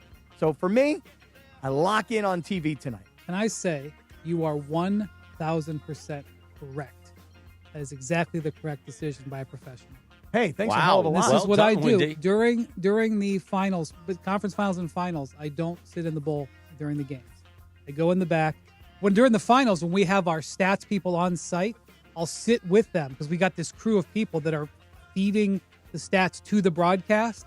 They do it all the time remotely, but George knows this. George is part of that.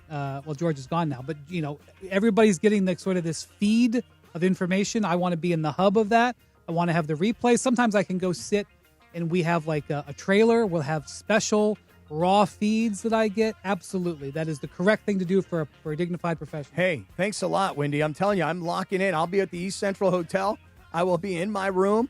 I will have the Dodger game on. Well, the Dodgers play earlier in the day, but I'll have another game, a baseball game or whatever on my phone. I'll have something else going on my computer, and I will lock in on the TV because I want to take my notes. Are you going to call Joe's Pizza? You going to get a pie? It's a $50 pie. It's worth it, though. Dang. It's a good pie.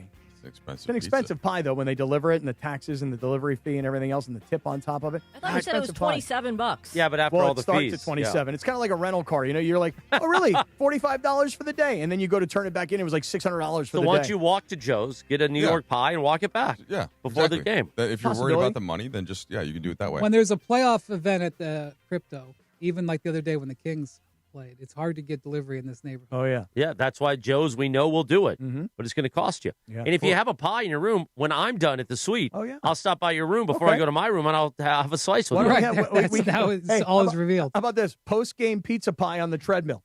The two of us working the treadmills at the East Central eating pizza in the post-game. So, Wendy, I said right before the break, and I want to get both of you guys, Mike Trudell and Wendy, want to get your opinion on this. So George and I have been kind of going a little bit back and forth as to what is the right way to use Austin Reaves tonight under the assumption he's going to play. For me, if he goes through the warm-up and he's in uniform and he's feeling good, in my opinion, he should start. And the reason I feel that way is because I would hate for a guy to sit on the bench for 5 or 6 minutes of game time, which could be 15 to 30 minutes of real time, and then you get cooled down, and now you got to rip off the sweats and get in the game. I'd prefer to see him get a lather going in the pregame and at least start him. George feels differently. He feels like you should bring him off the bench, and there's precedent for that. So I would ask both of you gentlemen, ball knower. Trudell probably has a good feel for how JJ thinks in these situations. What do you think, Mike?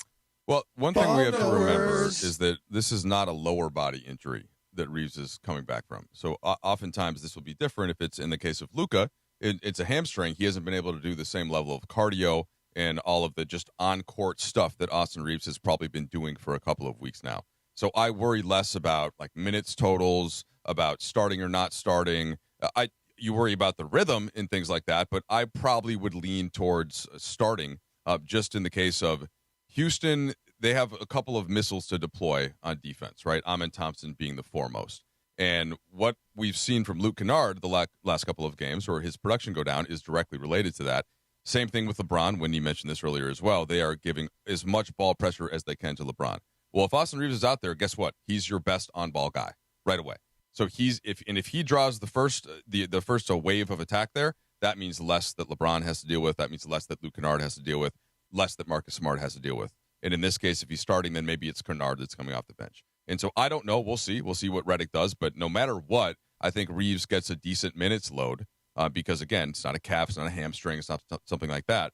And that his on-ball downhill driving is exactly the antidote that you need. Here's the other thing. It's not a must-win game, obviously, but this is the most important game of the Lakers season. I mean, there's obviously been important games before. This one is very important. You do not want to mess around going back for a game 6.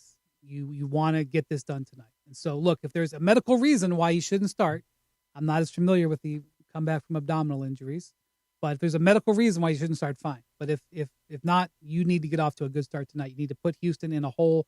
You don't want their momentum to carry over. I think you absolutely start.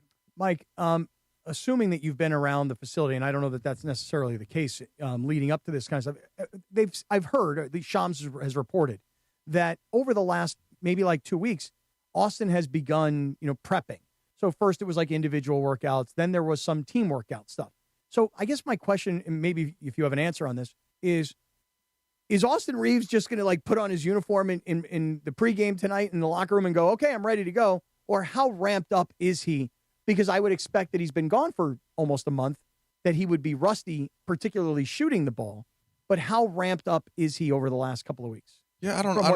I don't know that the shooting. I get it. Like you can't count on that necessarily when someone's been out and they don't have their game rhythm. But I worry about that less. Like how many threes or how many pull-up twos that he makes, and just the force that he brings downhill to the offense. That right there. And even if he's barely shooting, and he's just getting into the paint and drawing that Houston defense in a way that they have not been able to do really the last game and a half. So Lakers pretty much controlled game 3 in the first half, right? They built the 11-point lead. Houston kind of trimmed away. Then they built the 6-point lead that they blew and the Lakers earned. And then game 4 was, I'm kind of throwing it away. I think the Lakers knew it was short rest, like that let's get out there, do our best. Maybe if Houston hands it to you, you make a big push in the second half. Didn't happen. So that's a long way of saying for Austin Reaves, I don't worry too much about how he plays and how he shoots. Just his presence alone, to me, could make all the difference in what Houston can do defensively versus what they have been doing that's been working. What do you think, Wendy? Yeah, I love, the other thing is that Austin could get to the foul line. You can get to the foul line. You can get to the foul line in July. You can get to the foul line in December. You can get to the foul line coming off a month away. It's his best thing is he can do. That's one way to get yourself back into rhythm, go to the free throw line. So I look for him to do his thing where he gets guys off balance, gets into them, gets free throws. All right, let me give you guys one more thing. I said this to Mike earlier. I don't think he agrees. That's okay. I'd be curious to hear your opinion, Wendy. I'm a little more concerned about Houston tonight. Hold on.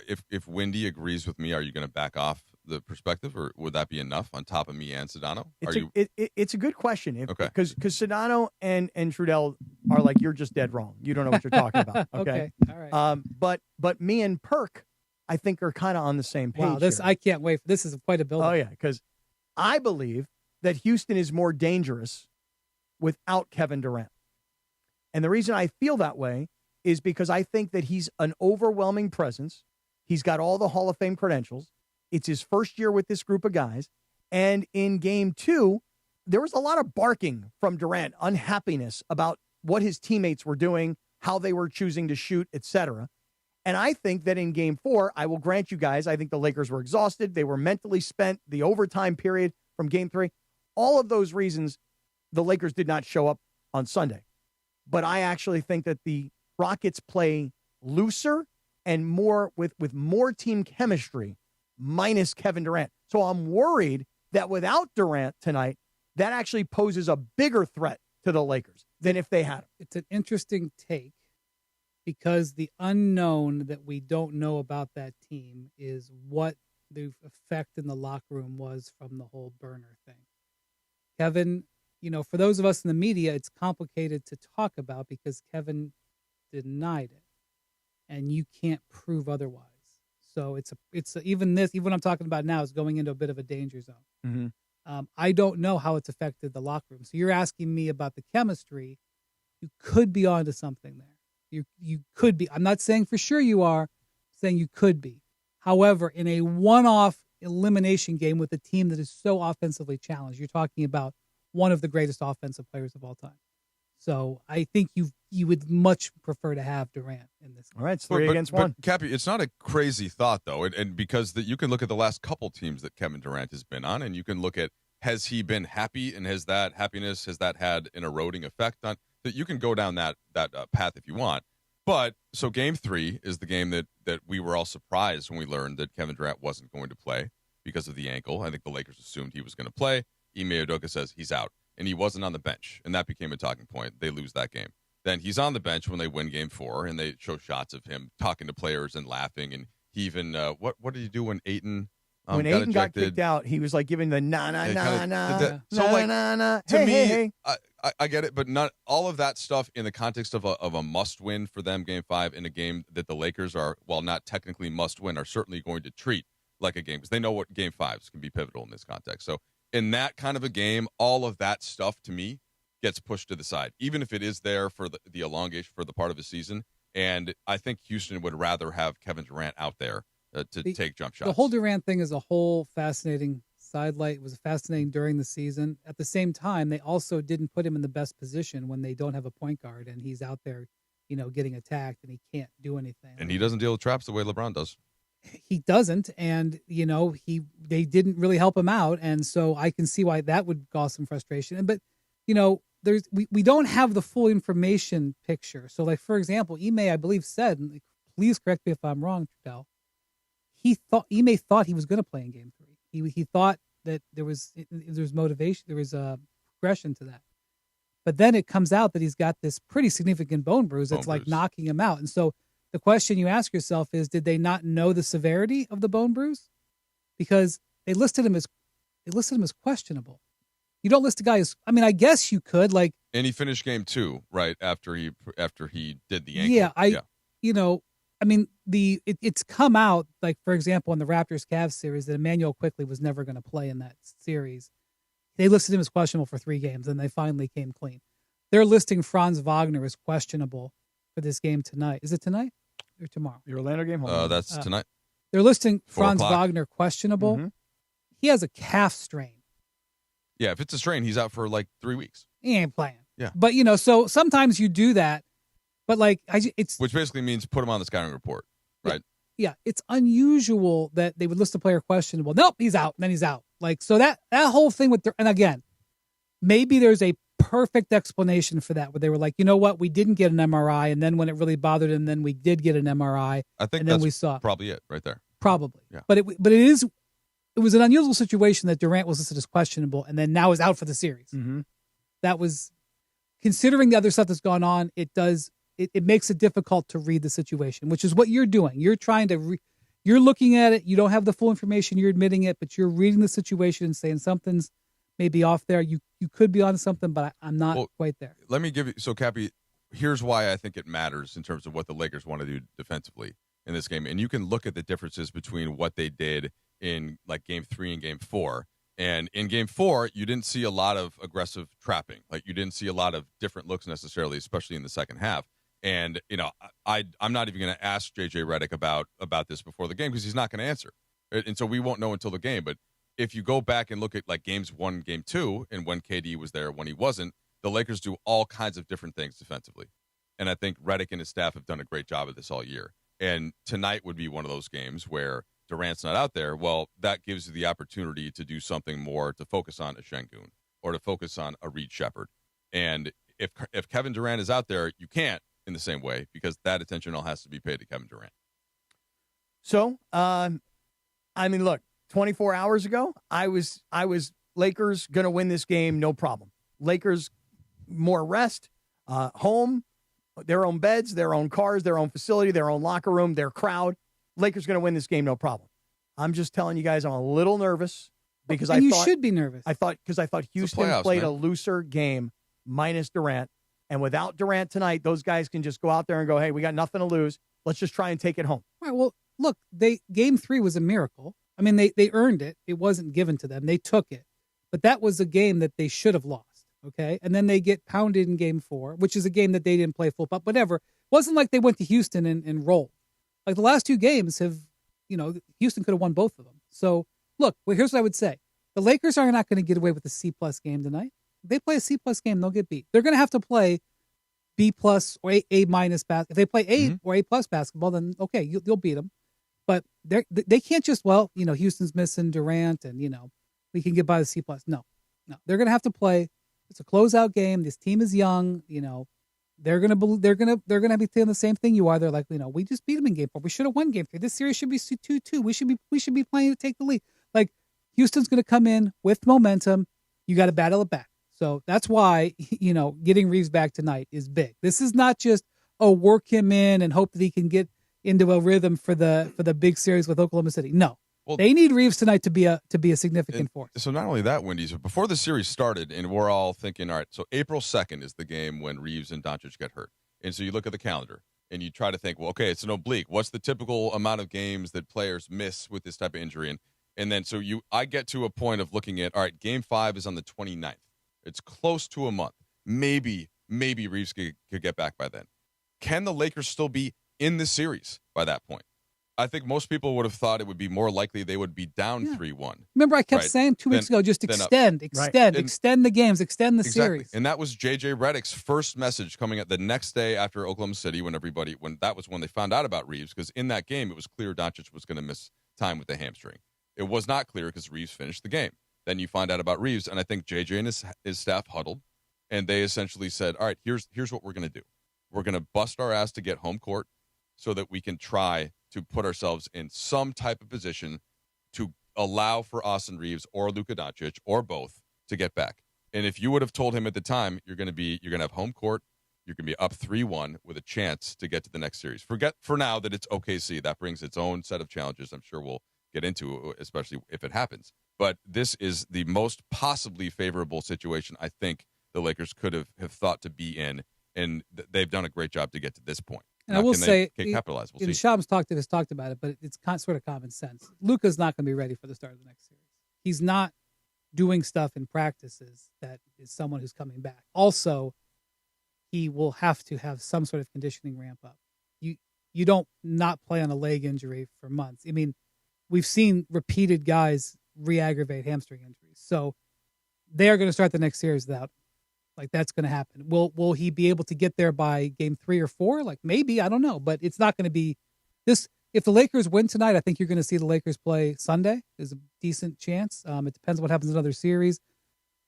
ABC is getting a game. One thing I will tell you, there will be an NBA game on ABC Sunday afternoon, and there will be an NBA game on NBC Sunday night. I promise you, those are contractually obligated. Mm-hmm. I don't know whether or not there'll be game 7s or game 1s, but you're not going to see Luka on Sunday, whether you're in this series or in the next series. So this is, get going and get Austin Reaves up to power. If Wolves Nuggets goes 7, which I think it very well could, and if a couple of the Eastern Conference series go to 6 or 7, then 7. 7. Thank you, Cappy. Gotcha, Linz. We're still doing that. Could that push the start of, again, if the Lakers win tonight? Could that push that to early next week? Maybe. He didn't like it. I don't feel as confident as I used to. I used to become a little bit of a whisperer about figuring out when series are going to be, but that was when it was 2 networks. Yeah. And you could figure out what their windows were. Right, because last year they didn't start till the 4th and the 5th of May because there were a couple games. Right, and I'm just telling you, the broadcast networks. Yeah. It was like you could always guarantee on Saturday night there will be a game Saturday night. ABC has an 8:30 game Eastern, guaranteed. Yep, that space is getting filled. So there will be 2 games on Sunday. That's all I'm at. I'm not at Tuesday when I haven't figured out the way Prime. Last night ESPN in a situation that I've never had before, ESPN and NBC were both doing NBA games at the same time. Yes, and it was very annoying because it's like, well, it's better than if it was on streaming because at least you could go back and forth. Correct, but it was like, wait a second, I got 2 games going on at the same time. The good news is that really neither of them were overly competitive, even when one was in the first half and the other one was in the fourth quarter. Well, the Celtics game was close. It was, we've seen closer games. That was a good game. I was talking about the later away game. A little bit late, but it was a good game. No. At one time, the Knicks were rolling and the Celtics were in a bit of a fight. Obviously the Sixers won, but it was that's never happened before. Where I was going back and forth between ESPN and NBC, and that was a rare one-off situation. Also, ESPN doesn't typically have games on Tuesdays. So anyway, but I feel like just check me on this, guys. Wasn't the Knicks game late in the game and the Trailblazers and the Spurs game on at the same time? And the Knicks game was late, and I was like, well, this game's over because the score is they were up by 20. The doubleheader was on ESPN. Yeah. And the doubleheader was Boston, Philly, followed by Blazers. My point is I was going back and forth, but I was like, okay, well, do I really need to go back to that one because it's in the fourth quarter and it looks like the Knicks are pulling away? Yeah, they're in control. And by the way, and San Antonio was well in control. They're up by 20. Yeah. Having said that, I know 90% of America had gone to bed, but there was a spot in the fourth quarter where the Blazers had cut it to 9 and had the ball. I had gone to bed. Yes, the Spurs pushed it back. I don't have that luxury. Yeah, the Spurs pushed it back, but there was 3-minute moment in the second half where there was something. It was the typical kind of, okay, they took their foot off the pedal just a little bit, and then the team Which, played by well the way, enough to make is them something re-engage. you got to think about tonight. And LeBron's literally been through. I was researching this morning. This is, if LeBron wins, then it'll be the 17th first-round series he's won. 17th. So certainly LeBron knows what it takes to close out a first-round series. But there's one thing that you always know is that it's hard to kill a team. They will typically, especially a young team like Houston. It'd be one thing if this was a team at the end of its run and they were letting go. Houston's hasn't let go of the rope. So you're going to have to put them in the ground. They will try to come back at you. You have a 10-point lead in the third quarter. You have a 15-point lead going into the fourth. They're not going to quit. So you have to keep that in mind tonight. That was the J.J. Redick quote at practice yesterday. Yeah, let me play that because it's great. Yeah. It's difficult to kill someone. You've got to, again, survival instinct says I want to stay alive. So you've got to be able to kill them. That's what's difficult. So violent. Put that, kill someone. Morales, put that in the open. I think we're going to have to. It's difficult to kill someone. Right, and I can just see his face. It's difficult to kill someone. Yeah.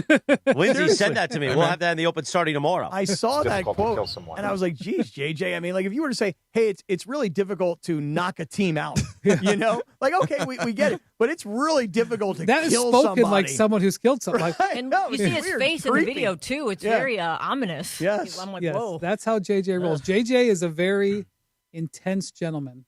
The Sedano and Cap Morning Show on ESPN LA, always made possible by Jacob and Ronnie. If you're injured in an accident, call Jacob, 800-345-6789. He doesn't like the 6-7, though, Trudell. 800-345-6789 or call jacob.com. Also, let me tell you this. What's on tap today on ESPN LA? The series shifts back to LA for Game 5 as the Lakers host the Rockets. The Toyota Lakers countdown with Beto Durant. Beto's been in the chat this morning. Starts at 5:30 p.m. with tip-off at 7. Hear it on your afternoon drive on 7:10 a.m. or in crystal clear digital audio on the all-new ESPN LA app. Brought to you by Michelob Ultra, a superior taste worth playing for. The official beer sponsor of the Los Angeles Lakers. Please enjoy responsibly. Now, Wendy, you got the picture of the hair product to me. Yeah. I'm very excited. Yeah. But I got to ask you as I'm staring at your glorious hair. Yeah. And I'm waiting for the order to come in from Avita. Okay. Do you put it on wet or dry? I should wait. Ideally, what you should do is you should wait till it mostly dries. Okay. But I'd never. Because remember, I got to put Topic on, too, after it's styled. I got to put in some fibers. I think ideally what you're supposed to do is supposed to wait for it to get mostly dry. Okay. Because you kind of want more of a drier look. Than So you go in wet, though? Yeah, I don't wait. Because you're in a rush. You're a busy man. Do I you do understand. Topic also on your No, hair? he doesn't do Topic. He don't need it. You could blow dry. Mike, you don't do Topic, do you?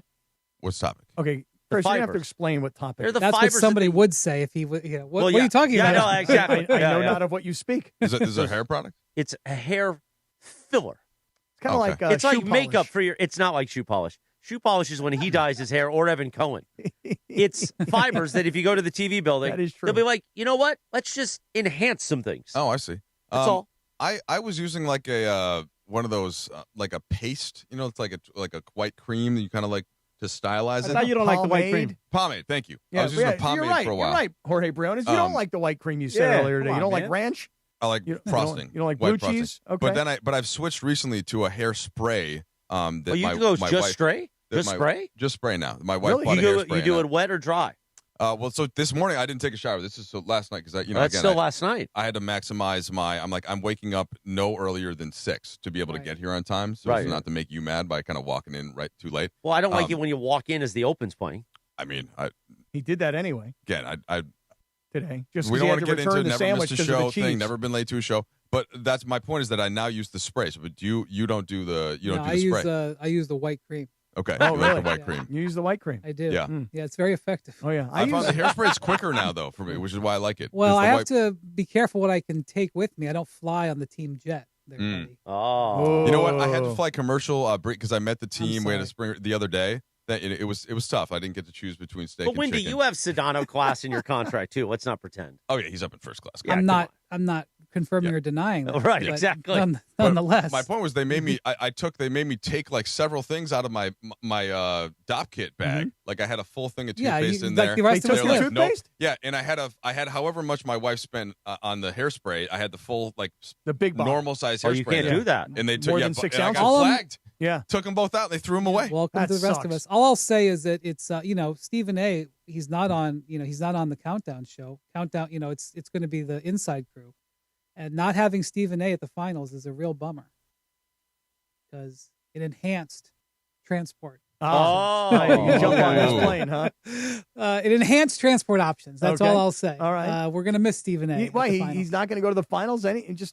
Well, I hope he does. Yeah, of course. I'll just say that he'll be there. Come on, he'll have to be there, and you'll be able to I get will on. only say that Stephen A. is very generous, a wonderful guy. Has no hair problems. His hair is glorious. And when people were complaining about getting between Oklahoma City and Indianapolis last year, I didn't have that issue. Who else was on the plane besides you and Stephen A? I didn't say there was a plane. Well, I mean, let me rephrase the question. There was a select. Okay, let me rephrase. Right, let's dig into this, Who Captain. traveled together? You, Stephen A. Who else is with you guys in whatever form of transportation Mike you're Breen? taking? There was, a select RJ? few. You're going to get him in trouble. Why? Yeah, leave him alone, Why? Will you be in trouble? He's being evasive on purpose. I'm just. I know, but this is Hint, fun. Cap. I know it's fun. All right, You you didn't know put what, the Wendy? fingers I know up, you so got to I- leave at 9:30 anyway. Go ahead. And, Oh my ahead and God! leave. Look at what time it is. Oh my gosh! I would just say that I get the impression that Bob Myers doesn't know this. I think you and Bob Myers don't know what goes through the. I think Bob is not used to flying Delta either. Oh, he also gets his stuff taken away? But I don't think Bob uses hair product. But people love Bob's hair. I think it's just. I honestly think it just looks like. Do that. you I think he don't- blow Doesn't dries need it, or do you think he just He fluffs probably it? does blow dry it, but I don't think he uses anything in it. I think really? he's just California cool. I tried blow drying in like fourth grade. Yeah. But it hasn't taken. It's just unnecessary. You know what I the use a worst part special is? blow dryer. I use the dry bar blow dryer. Oh, yeah? 'Cause I like I need the volume. Yeah. All right. Yeah. Pump it up. You know what always sucks though is when the TSA person says to you, "Hey, you can't take this, but if you want, you could take it back and go check it in." And you're like, "Dude, I'm already through the security line. There's no chance I'm going to go. I'm already not checking given the it back, luggage." Right. Period. Yeah. Yeah, I won't check it back. I'm with you. Wendy, I check thank it you back as every always. trip. You're the best. All right, I've got to go. Thank you guys. Thank you, Wendy. Great to see you, Wendy. Love you, Wendy. See you at the arena. We'll take a 90-second timeout, and then we will Here return comes my Wendy hug. with Here the it Lindsay comes. segment right here on ESPN LA. Oh, I guess we'll stay here so that you can see the Wendy hug on camera. There we go. Oh, look at that. Beautiful, beautiful. All right, we'll be back in 90 seconds right here on ESPN LA. Purple and gold playoff energy. After the Houston Rockets kept their season alive in Game 4. Rockets get their first win of the series. The series shifts back to LA, where the Lake Show have a chance to finish the job. The Purple and Gold return home with one thing in mind, closing out the Rockets at Crypto.com. Lakers-Rockets Game 5 from downtown LA. Pre-game starts today at 5:30 p.m. The Lakers postseason push happens right here on 710 ESPN and the ESPN LA app. Mason and Ireland, the OGs of LA sports talk. Plea to you people that don't like LeBron, and I know you're out there. Put your hate aside for a couple of weeks because you are missing out on this guy taking our team on a ride that is so fun. What LeBron is basically saying is, I'm going to put the team on my back and I'm going to carry them over the hill. Mason and Ireland, weekdays at noon on 710 ESPN, the ESPN LA app, and on YouTube. One step away from the CONCACAF Champions Cup final. LAFC! But standing in the way, Liga MX powerhouse Toluca. This is where it gets real. LAFC have buried Cruz Azul in the quarterfinal. Then he flips us into the semis. The Black and Gold return to BMO Stadium for a massive CONCACAF Champions Cup semifinal, leg 1. LAFC face their toughest test yet. Los Angeles Football Club versus Toluca. Coverage begins tonight at 7 p.m. on the ESPN LA app. The Sedano and Cap Morning Show is on. I really want to play that sausage game. I like swing your sausage. That's like my kind of game, I think. Mornings on ESPN LA will never be the same. No, I have nothing to do with this. Exactly what you do. Oh, my God. Look at him swing that sausage. Back to Sedano and Cap. 9:32 on a live imaging Tuesday. Actually, it's not Tuesday. It's Wednesday. A windy Wednesday. Time for the Lindsay segment. We like to play a TV theme. Happy birthday. Can you believe this? Jerry Seinfeld turned 72 today. What's the deal with 72? Wow. 72. I'm depressed. You can follow her at Lindsay Baseball on Twitter or Instagram. Don't forget about our sponsor for the Lindsay segment, Hernandez Wholesale Flooring. If you're in the market for new flooring, shop at Hernandez Wholesale Flooring, where every day is a deal, no gimmicks. Call 866-62-FLOOR or go to HernandezWholesaleFlooring.net. No sale beats wholesale. Take it away, producer Lindsay. Thanks, Christopher. All right, guys, so Disneyland, of course, we all know it's the happiest place on earth, but it's getting a lot more high-tech because they have rolled out facial recognition technology at nearly every entrance gate, and they convert your face into a numerical value, and then they match it to your ticket. So Disney says that obviously it speeds up the entry process, it prevents fraud, but, there's all those privacy experts out there. They're like, oh, no, this is not, I don't like this. This is scary. This is weird. But for those people, you can opt out, but then there's only 4 non-facial recognition lanes out of all those dozens of entrances. So if you want to opt out, then you're probably going to have to wait in line. So obviously, we work for Disney. We love the mouse, and I have no problem with this. But I've noticed a lot more places have started doing this, including Dodger Stadium. So does it bother you when these public places are using your face as your ticket to get in? Cappy, you go first. I got no issue with it at all. Now, I haven't been into the Intuit Dome yet, and I know that that's kind of a big deal there. If I were at Disneyland and I were in the, you can use my face as recognition line, and then I looked over at the other line and I'm like, oh, those are the people who don't want their face to be recognized. What's their deal? Like, what crime have they committed that they do not want us to know who they are by their face? Now, and just one other last thing for me is sometimes if I show up without an ID, people will be like, yo, I need your ID. I'm like, you're looking at it, pal. This is it. This is what you got. So for me, you get away with that? I mean, on occasion it works, but You're not Keyshawn. Settle down. No, I'm not.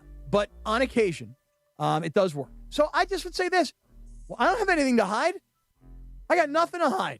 You want to use facial recognition? Go ahead.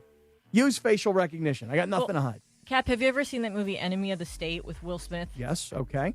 It kind of reminds me of that, where, and I don't know if, this is the case anyway, but, every possible, public camera that's out there, the ones that are on the light post, the stoplight cameras, and, the ones that are in people's doorbells and everything.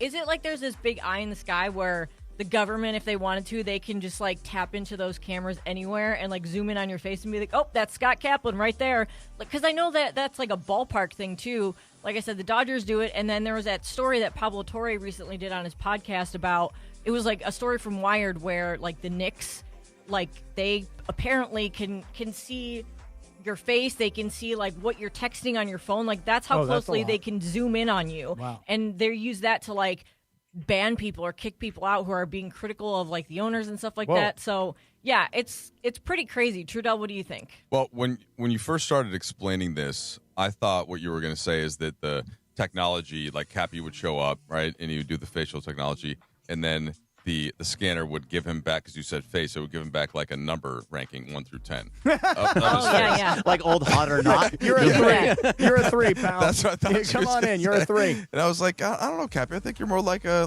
8. Yeah. Like a nice 8. Man. Appreciate that. I'm more like a 6.5. You think so? Facially speaking. Yeah. Yeah. Okay. But in terms of I'm a little bit like Cappy in where I guess it sounds nice to say now. I don't know if I'll commit a crime in the future. Hopefully not. But I don't have anything on my record, so I'm not really paranoid about it. I also don't have a personal phone. I've had just my Lakers phone since I moved out here in 2008, and a lot of people are like, well, why? You should have 2. You should have your own prep. And I'm like, I don't think companies, or by nature, if you want to extend it out to the government and so on, have the time to really go through everybody's thing. Unless you do something. Nowadays, unless you do something, and then at which point then they could call upon your call history and but they could do that anyway, right? If if you were, I don't know, if you had to go to court for something, couldn't they go back, whatever, your cell phone, whoever Sure. it is yours? So yeah, so I tend to not have anything to hide yet, but I can't promise I won't commit a crime in the future. Do you really see having 2 phones kind of sucks because I have 1 phone, but sometimes I'm carrying it in my hand. I'm like, why don't I have it in my pocket? Oh, because it's pulling my pants down. You know what I mean? It's too heavy. Or I don't like it in my back pocket. So having 2 phones seems like another whole headache. That's true. Could you imagine getting calls at 4:00 in the morning from listeners on 2 different phones? Oh, So this guy apparently has now hooked into me in my DMs. Oh, you don't and now understand. he's leaving me voice notes. Listen to this real Now, quick. did you leave me your voice notes? Yeah. The same that's guy, amazing. the same guy who calls me at 4:00 in the morning. He slid into my DMs head first, and I sent the screenshot to Cappy. He said, who's this Imagine guy? not knowing which phone to go to. Right. He tells Morales, he goes, hey man, I've seen a whole bunch of social media Hey, man. videos with you and Cap. We're really, really close, bro. And I would like to talk to you. So then Chris sends me the screenshot, and he's like, what's this all about? And I'm like, that is a complete exaggeration of the relationship. Well, he's got your number, and he's calling you at 4 a.m., so you know what? Yeah, that doesn't make us close. Okay, I give my phone number to everybody, number one. I'm not close with anyone who calls me. I mean, no one's calling me at 4 a.m. that I'm not close with. So I feel like that kind of explains itself. Have you ever picked up when he's called you at 4 a.m.? Isn't 4 a.m. sort of the 1 hour where almost nobody's awake? Yeah. Yeah, so that, for me. You know, like some people will be up late till 3. Some people get up early at 5. I feel like 4 is the... everybody on this show's awake at 4 a.m. Yeah. I think 3 o'clock is technically like the witching hour, if that's what you mean. This same like guy... Nothing good happens at 3 a.m. This same guy hit me up recently. He's like, hey, man, he's like, I need like $275. I need to get don't this tell the guy's business on the air. Come on. Listen, it's rude, okay? Well, then why don't you tell him it's rude? Why don't you be a man? I don't respond. I don't answer the phone. I don't respond to the Instagrams. Okay, maybe I give him a like. Hey, guy who has Cappy's phone number, get lost, okay? You give him a like. I may give him a like. So just you're acknowledge, engaging at that point. Yeah, so stop acknowledging. Too. Yeah. You're enabling his My bad problem behavior. is how did he get the phone number again? I met, he came to an appearance, like we did a show one day. He's like, hey, man, let me get your number because everybody else has your number and I don't have it. But why at that point would you say, yeah, just say like, sure, no. problem. Here it is. Here's what I say to everybody. Not that people are asking for my phone number because I don't think people think that that's appropriate. I think it's, hey, you follow me on Instagram? If it's yes, okay, hit me up on DMs. And people do. Or if it's, oh, no, I don't follow you, follow me, hit me up on DM. I'll respond. That's a good way to do it, Chris. But you guys know that I'm like and I a have big given wimp. my phone number to many listeners that are going through their journey of sobriety because I want them to have my number for that purpose. Not so you can hit me up and want to give me your thoughts on the NFL draft. Well, that's what this guy said to me the other day. He sent me a voicemail on Instagram. He's like, hey, man, can you call me? Give me a time. I'll work around your schedule. I want to talk to you about the draft. I want to talk to you about the Dodgers season, what's going on. Weird. And I'm like, no, man. But I'm a wimp. I admit it. I'll give you guys just one quick example. Yesterday, my friend and I are walking around the streets, right? We're walking down the street. We're doing our thing. And a homeless person said to me, hey, do you guys mind? Can you give me a couple dollars, right? And did you give him your phone number? I did not. Okay. But you know what I said to this homeless person? I said, sorry, man, I don't have any cash. And we walked past, and my friend started yelling at me. Like, he started berating me. He's like, why do you say that? Why do you say you don't have cash? Why don't you just say no? And I'm like, well, because I don't have any cash. Like 9.9 out of 10 times I'm walking around, and I don't have my wallet, and I don't have any cash on me. So rather than just saying, no, I'm not giving you any money, my heart is bleeding. I'm like, if I had cash, I'd give it to you, you know? My friends. How is this the comp to a listener having your phone number and calling you at 4 a.m.? But because I'm a wimp. Because instead of saying to the guy, stop calling me, or instead of, responding to it. Here's the difference. Let me hear. And the reason I talk to somebody who is on the street is a lot of times, and this happened to me many years ago, there was a gentleman that I would see every night at an establishment I went to, a 7-Eleven next to my house, because I used to get in late. And every night he would ask me, can you buy me a beer? And I'd buy him a beer because, like, hey, if I lived on the street, I'd want a beer. And after weeks and weeks of this, and maybe I'd see him a couple nights a week, he said, by the way, thank you. I said, oh, no problem for the beer. Like, whatever. No, he said, just for talking to me. Most people don't even say hello. Yeah, right. So it makes somebody feel that they're in a tough spot. Now, again, if somebody looks dangerous, I'm just going to walk past them. But if it's just a normal human being, just saying hello or, hey, I'm sorry I don't have any cash, but I hope you have a good day. Yeah. And they might say, God bless you, or take care. At least you responded. Again, you can't comp that to somebody who you gave their phone number to, a listener, right, who's calling you at 4 a.m. for draft analysis. Yeah, I know. That's kind of You tough, could right? say, hey, this is inappropriate, man. Yeah, but but in the end, I'm just a big wimp. Rather than saying to the guy, hey, this is beyond the scope of our relationship. Don't call me at 4 o'clock in the morning. There is no scope to talk about you the draft. provide radio content. They come out to events, and we love them for that. Right. And you could have a relationship on social media. And by the way, if you want to give somebody your phone number, also fine. Calling anybody. If I call Bergie at 4 a.m. and say, hey, bro, let's talk draft. Hey, man. He's going to be like, what are you doing? Are you serious? Well, I'm that's what hanging I'm up doing. on you. That's what I'm doing right now. Is this guy's calling me at 4 o'clock in the morning? Hey, can we talk about the draft, please? I'm like, I'll be on the air from 7 to 10. We'll talk about the draft. And then I want to talk to you personally. So speaking of which, off air. guess what happened yesterday? Tommy, because I got up at 6, and I was going to catch the 7:10 Amtrak, and Tommy had texted me, hey, why don't I just give you a ride? We need to catch up on some stuff. I said, okay. From here to Union Station, 15-minute, 20-minute ride. It took us 48 minutes because the 101 was shut down both ways. We didn't realize this. I barely made my train. So as I'm walking very quickly, and remember, the Dodgers fans are getting ready for the Dodger bus. I'm taking the 710. It's a thing. All of a sudden, out of nowhere, a fan jumps out from my left side, which we know I didn't see. Scumbag! I thought it was over. I thought I was dead. I thought this was it. Tommy's getting me made. Yelled scumbag. It's going to be like Nikki and Goodfellas. I'm going to see the Marwin in the room, and I'm out. But in the bubble that you looked at, was it like Steph and, Well, and Otis, or once was it Cappy and Sedano, or Bert? Like who popped into the bubble? Nobody. I didn't have that time. Oh, okay. So I look over to my left, and he goes, I'm a giant, huge fan of you every day. I got to go to the game. I didn't even have time to say, like, oh, thanks. I just said, okay. But I thought it was over. I just heard scumbag, right in my ear. And they were coming for Oh, I thought it was over. Was it dead meow? And you No. almost died before, so you know the feeling of what, Well, no, I didn't. It wasn't my heart like I was going to have a heart attack. I thought they were about to put a shank into my throat. But really? The same result, though. So I'm saying you've been close. You've been close. Well, to no, that a point shank before. to the throat would be pretty quick. You'd have like 20 seconds. I And thought you'd you be dead. preferred the 2 to the chest. Well, that would also be quick. No, 2 to the chest is painful. You want 1 to the head. Okay. 2 to the chest, depending where, bleed out. Well, you're like violent like JJ Redick. Puff the kill difficult to kill someone. Yeah. It is, man. Well, Cappy, speaking of those the texts and giving people your phone number, I saw this the other day on Instagram. You know that iPhone has a feature where you can do a group alarm? So, like, I could set an alarm, and it's going to go off on your phone. No like, way. Let's say What? I No, you set can't do that. Yes, you can. I could set it for, like, the Sedano and Cap group chat. Do it right now. An alarm will go off for everybody. But I think you have to accept it. But still, the case is that, like I said, I can make you guys all wake up when I wake up. Well, What do let's you not think do about that. That sucks because a lot of times you will text us when we are all sleeping. Yeah, and because I are know up. you guys all have your phones on Do Not Disturb, and you'll Not see me. it when you wake up. Yeah, I don't except for either. you. Not me. I just won't wake up. Mine illuminates and then I wake up. No, mine goes Do Not Disturb when I go to bed. So maybe you should switch that. I don't know how you do that, but that's how you switch to get everybody on the same alarm clock. I went to bed last night. I'm telling you, it was 8 o'clock at night. I had the Spurs game on the TV. I had the Dodger game on my phone, and they were both coming at me from separate angles, and the light of the TV and the announcers talking. And I'm like, you know what? I'm going to sleep through all of this. And I woke up, and I thought it was like, 2, 3 in the morning. It was like 10 p.m. I turned off my phone. I turned off the TV, and I'm like, I'll figure out what happened in the morning. And that's what I pretty much did. But Did you see the jackrabbit with the green eyes that was photobombing George? That was good. I did see that. Actually, it was pretty funny. What is their mascot? Coyote? Yeah, it's a coyote. Oh, that's different than a jackrabbit. Yeah, they're the same family, kind of. The bunny. Yeah, you eat Wait, them. a cat? You eat that coyote bunny. and a jackrabbit? Well, a coyote's a dog, but, Well, what are you what gonna is do? a jackrabbit anyway? Eat it. Yeah, when it doesn't work, you just, what are you going to do? Jackrabbits are not like bunnies. No. Those are mean. They're mean. They're like the coyotes of dogs. One time I was in this. Jackrabbit will punch you. I was in this old restaurant, like an old school restaurant, and they had rabbits in cages in the restaurant. I'm like, what's going on just here? stop, just I'm like, stop. but I'm like, what's going on here? And they're like, well, that's fresh rabbit. And like in that moment right there, I was like, I would never, ever, ever consider eating a rabbit. Now, if I go to a seafood restaurant, they've got live lobsters, like that guy right there, no problem.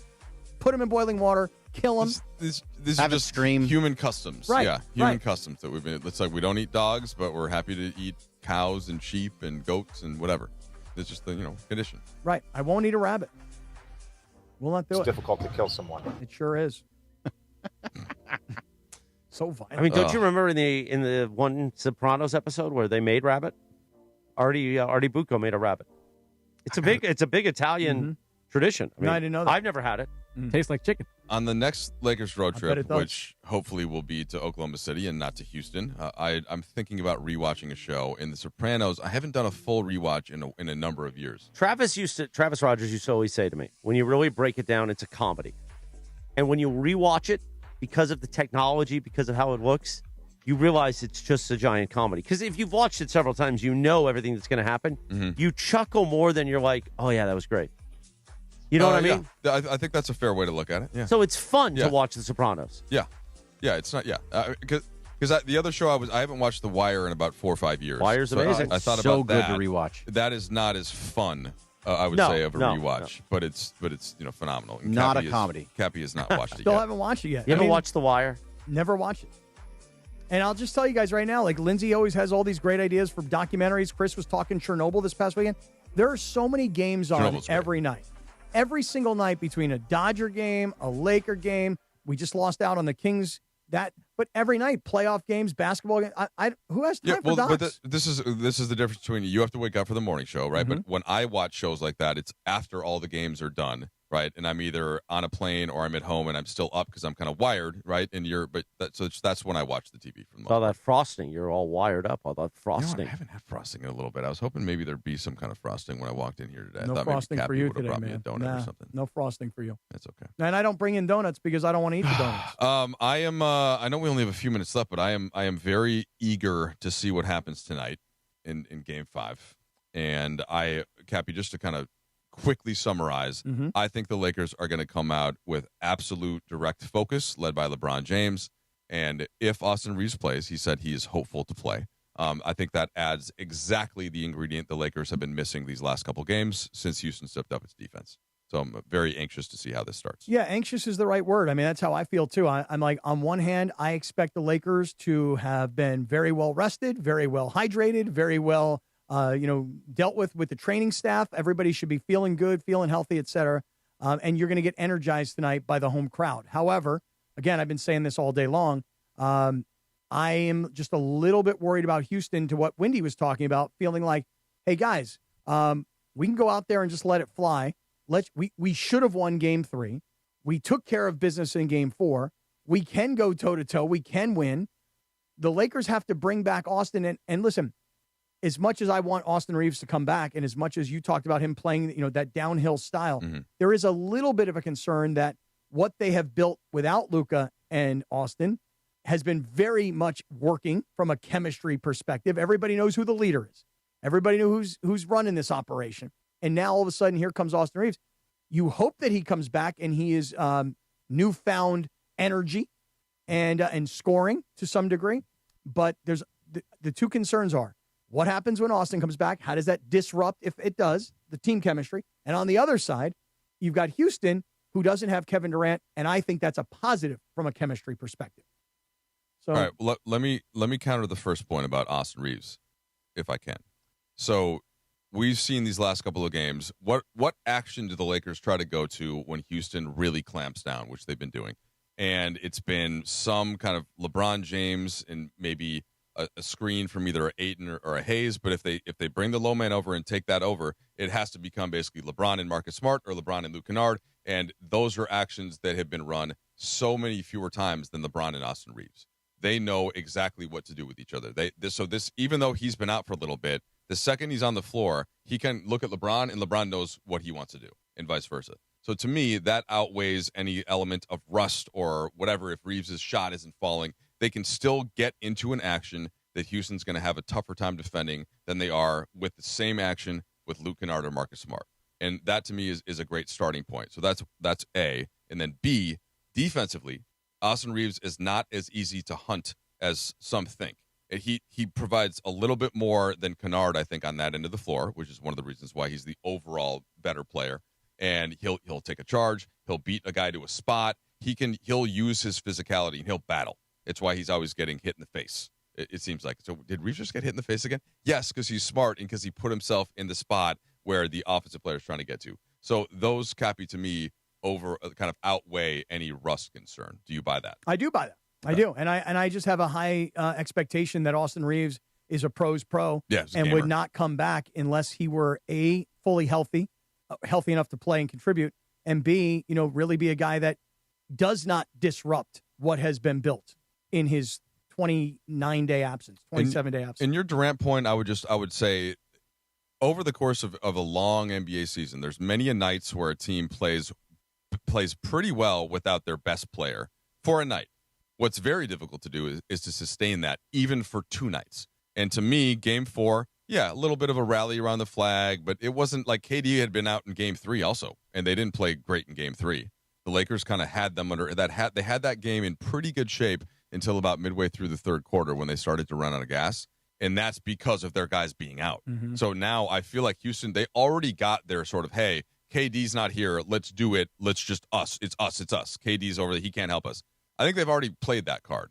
Now the card they have to play is Alperen Şengün in the middle of the paint, Reed Shepherd on the perimeter. Not really a lot of shooting around that, right? So what they depend on is turnovers, getting Amen Thompson out in transition, getting Tari Eason out in transition, and I think the Lakers will do a better job at taking care of the basketball tonight and not allow them to have said opportunities. That's when they would have needed Kevin Durant, because they're like, okay, well, the Lakers they're not going to give us the game. like maybe to an extent happened in Game 4. We need somebody that can go out and win that game, and Kevin Durant would have been that guy, but he's not going to be out there tonight. All right.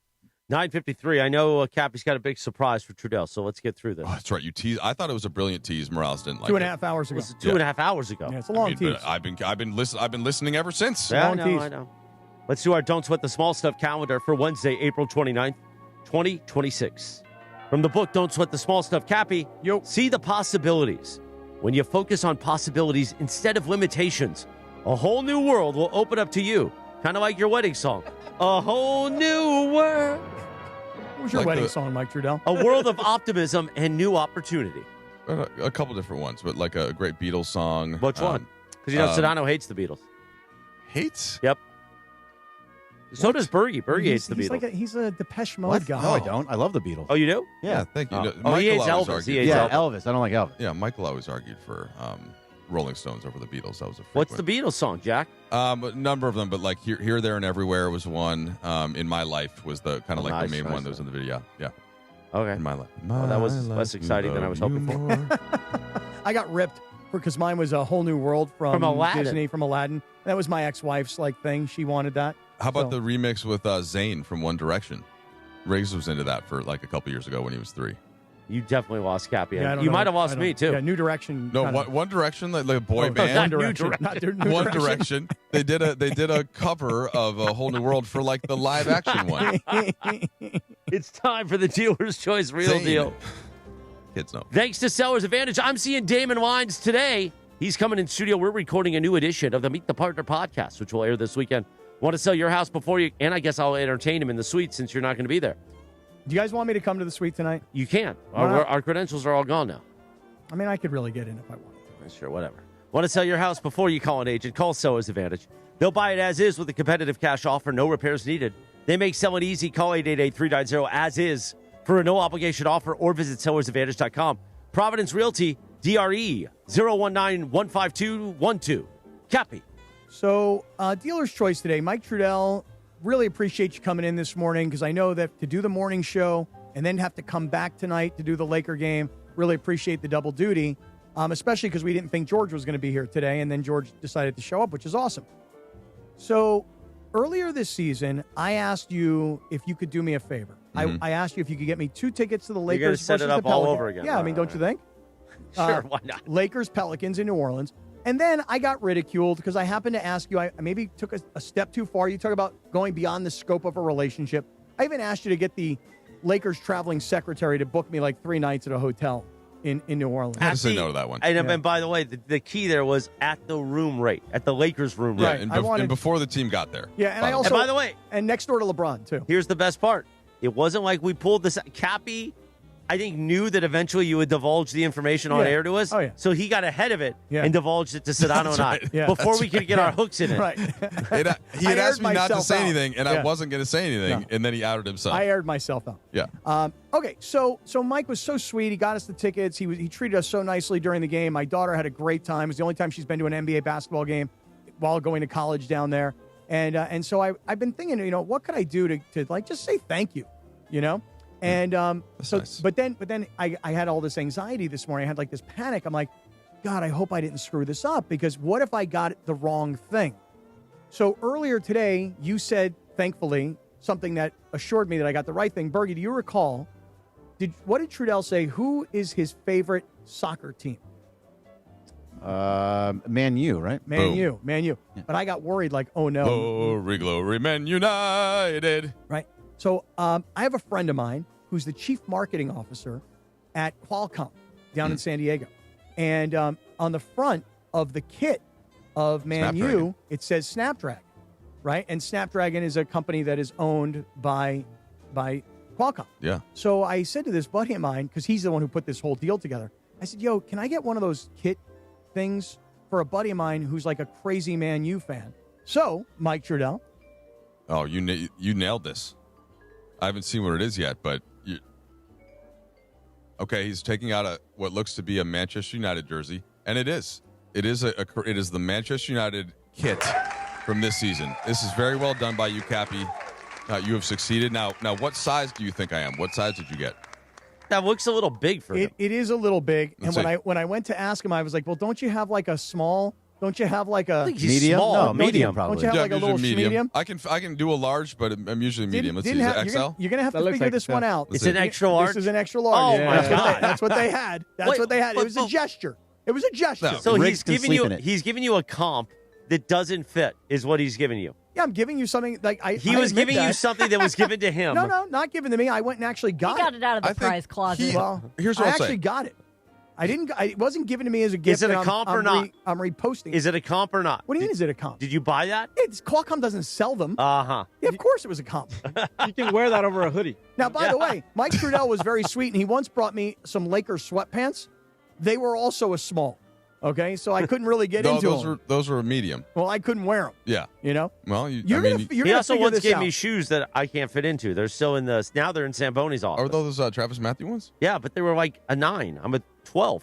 Well, no, I said somebody here at the station that plays golf, right? If these don't fit, give them to somebody that, We still haven't found somebody. Okay. Anyway, Cappy, your heart was in the right place. That's all. And I appreciate it.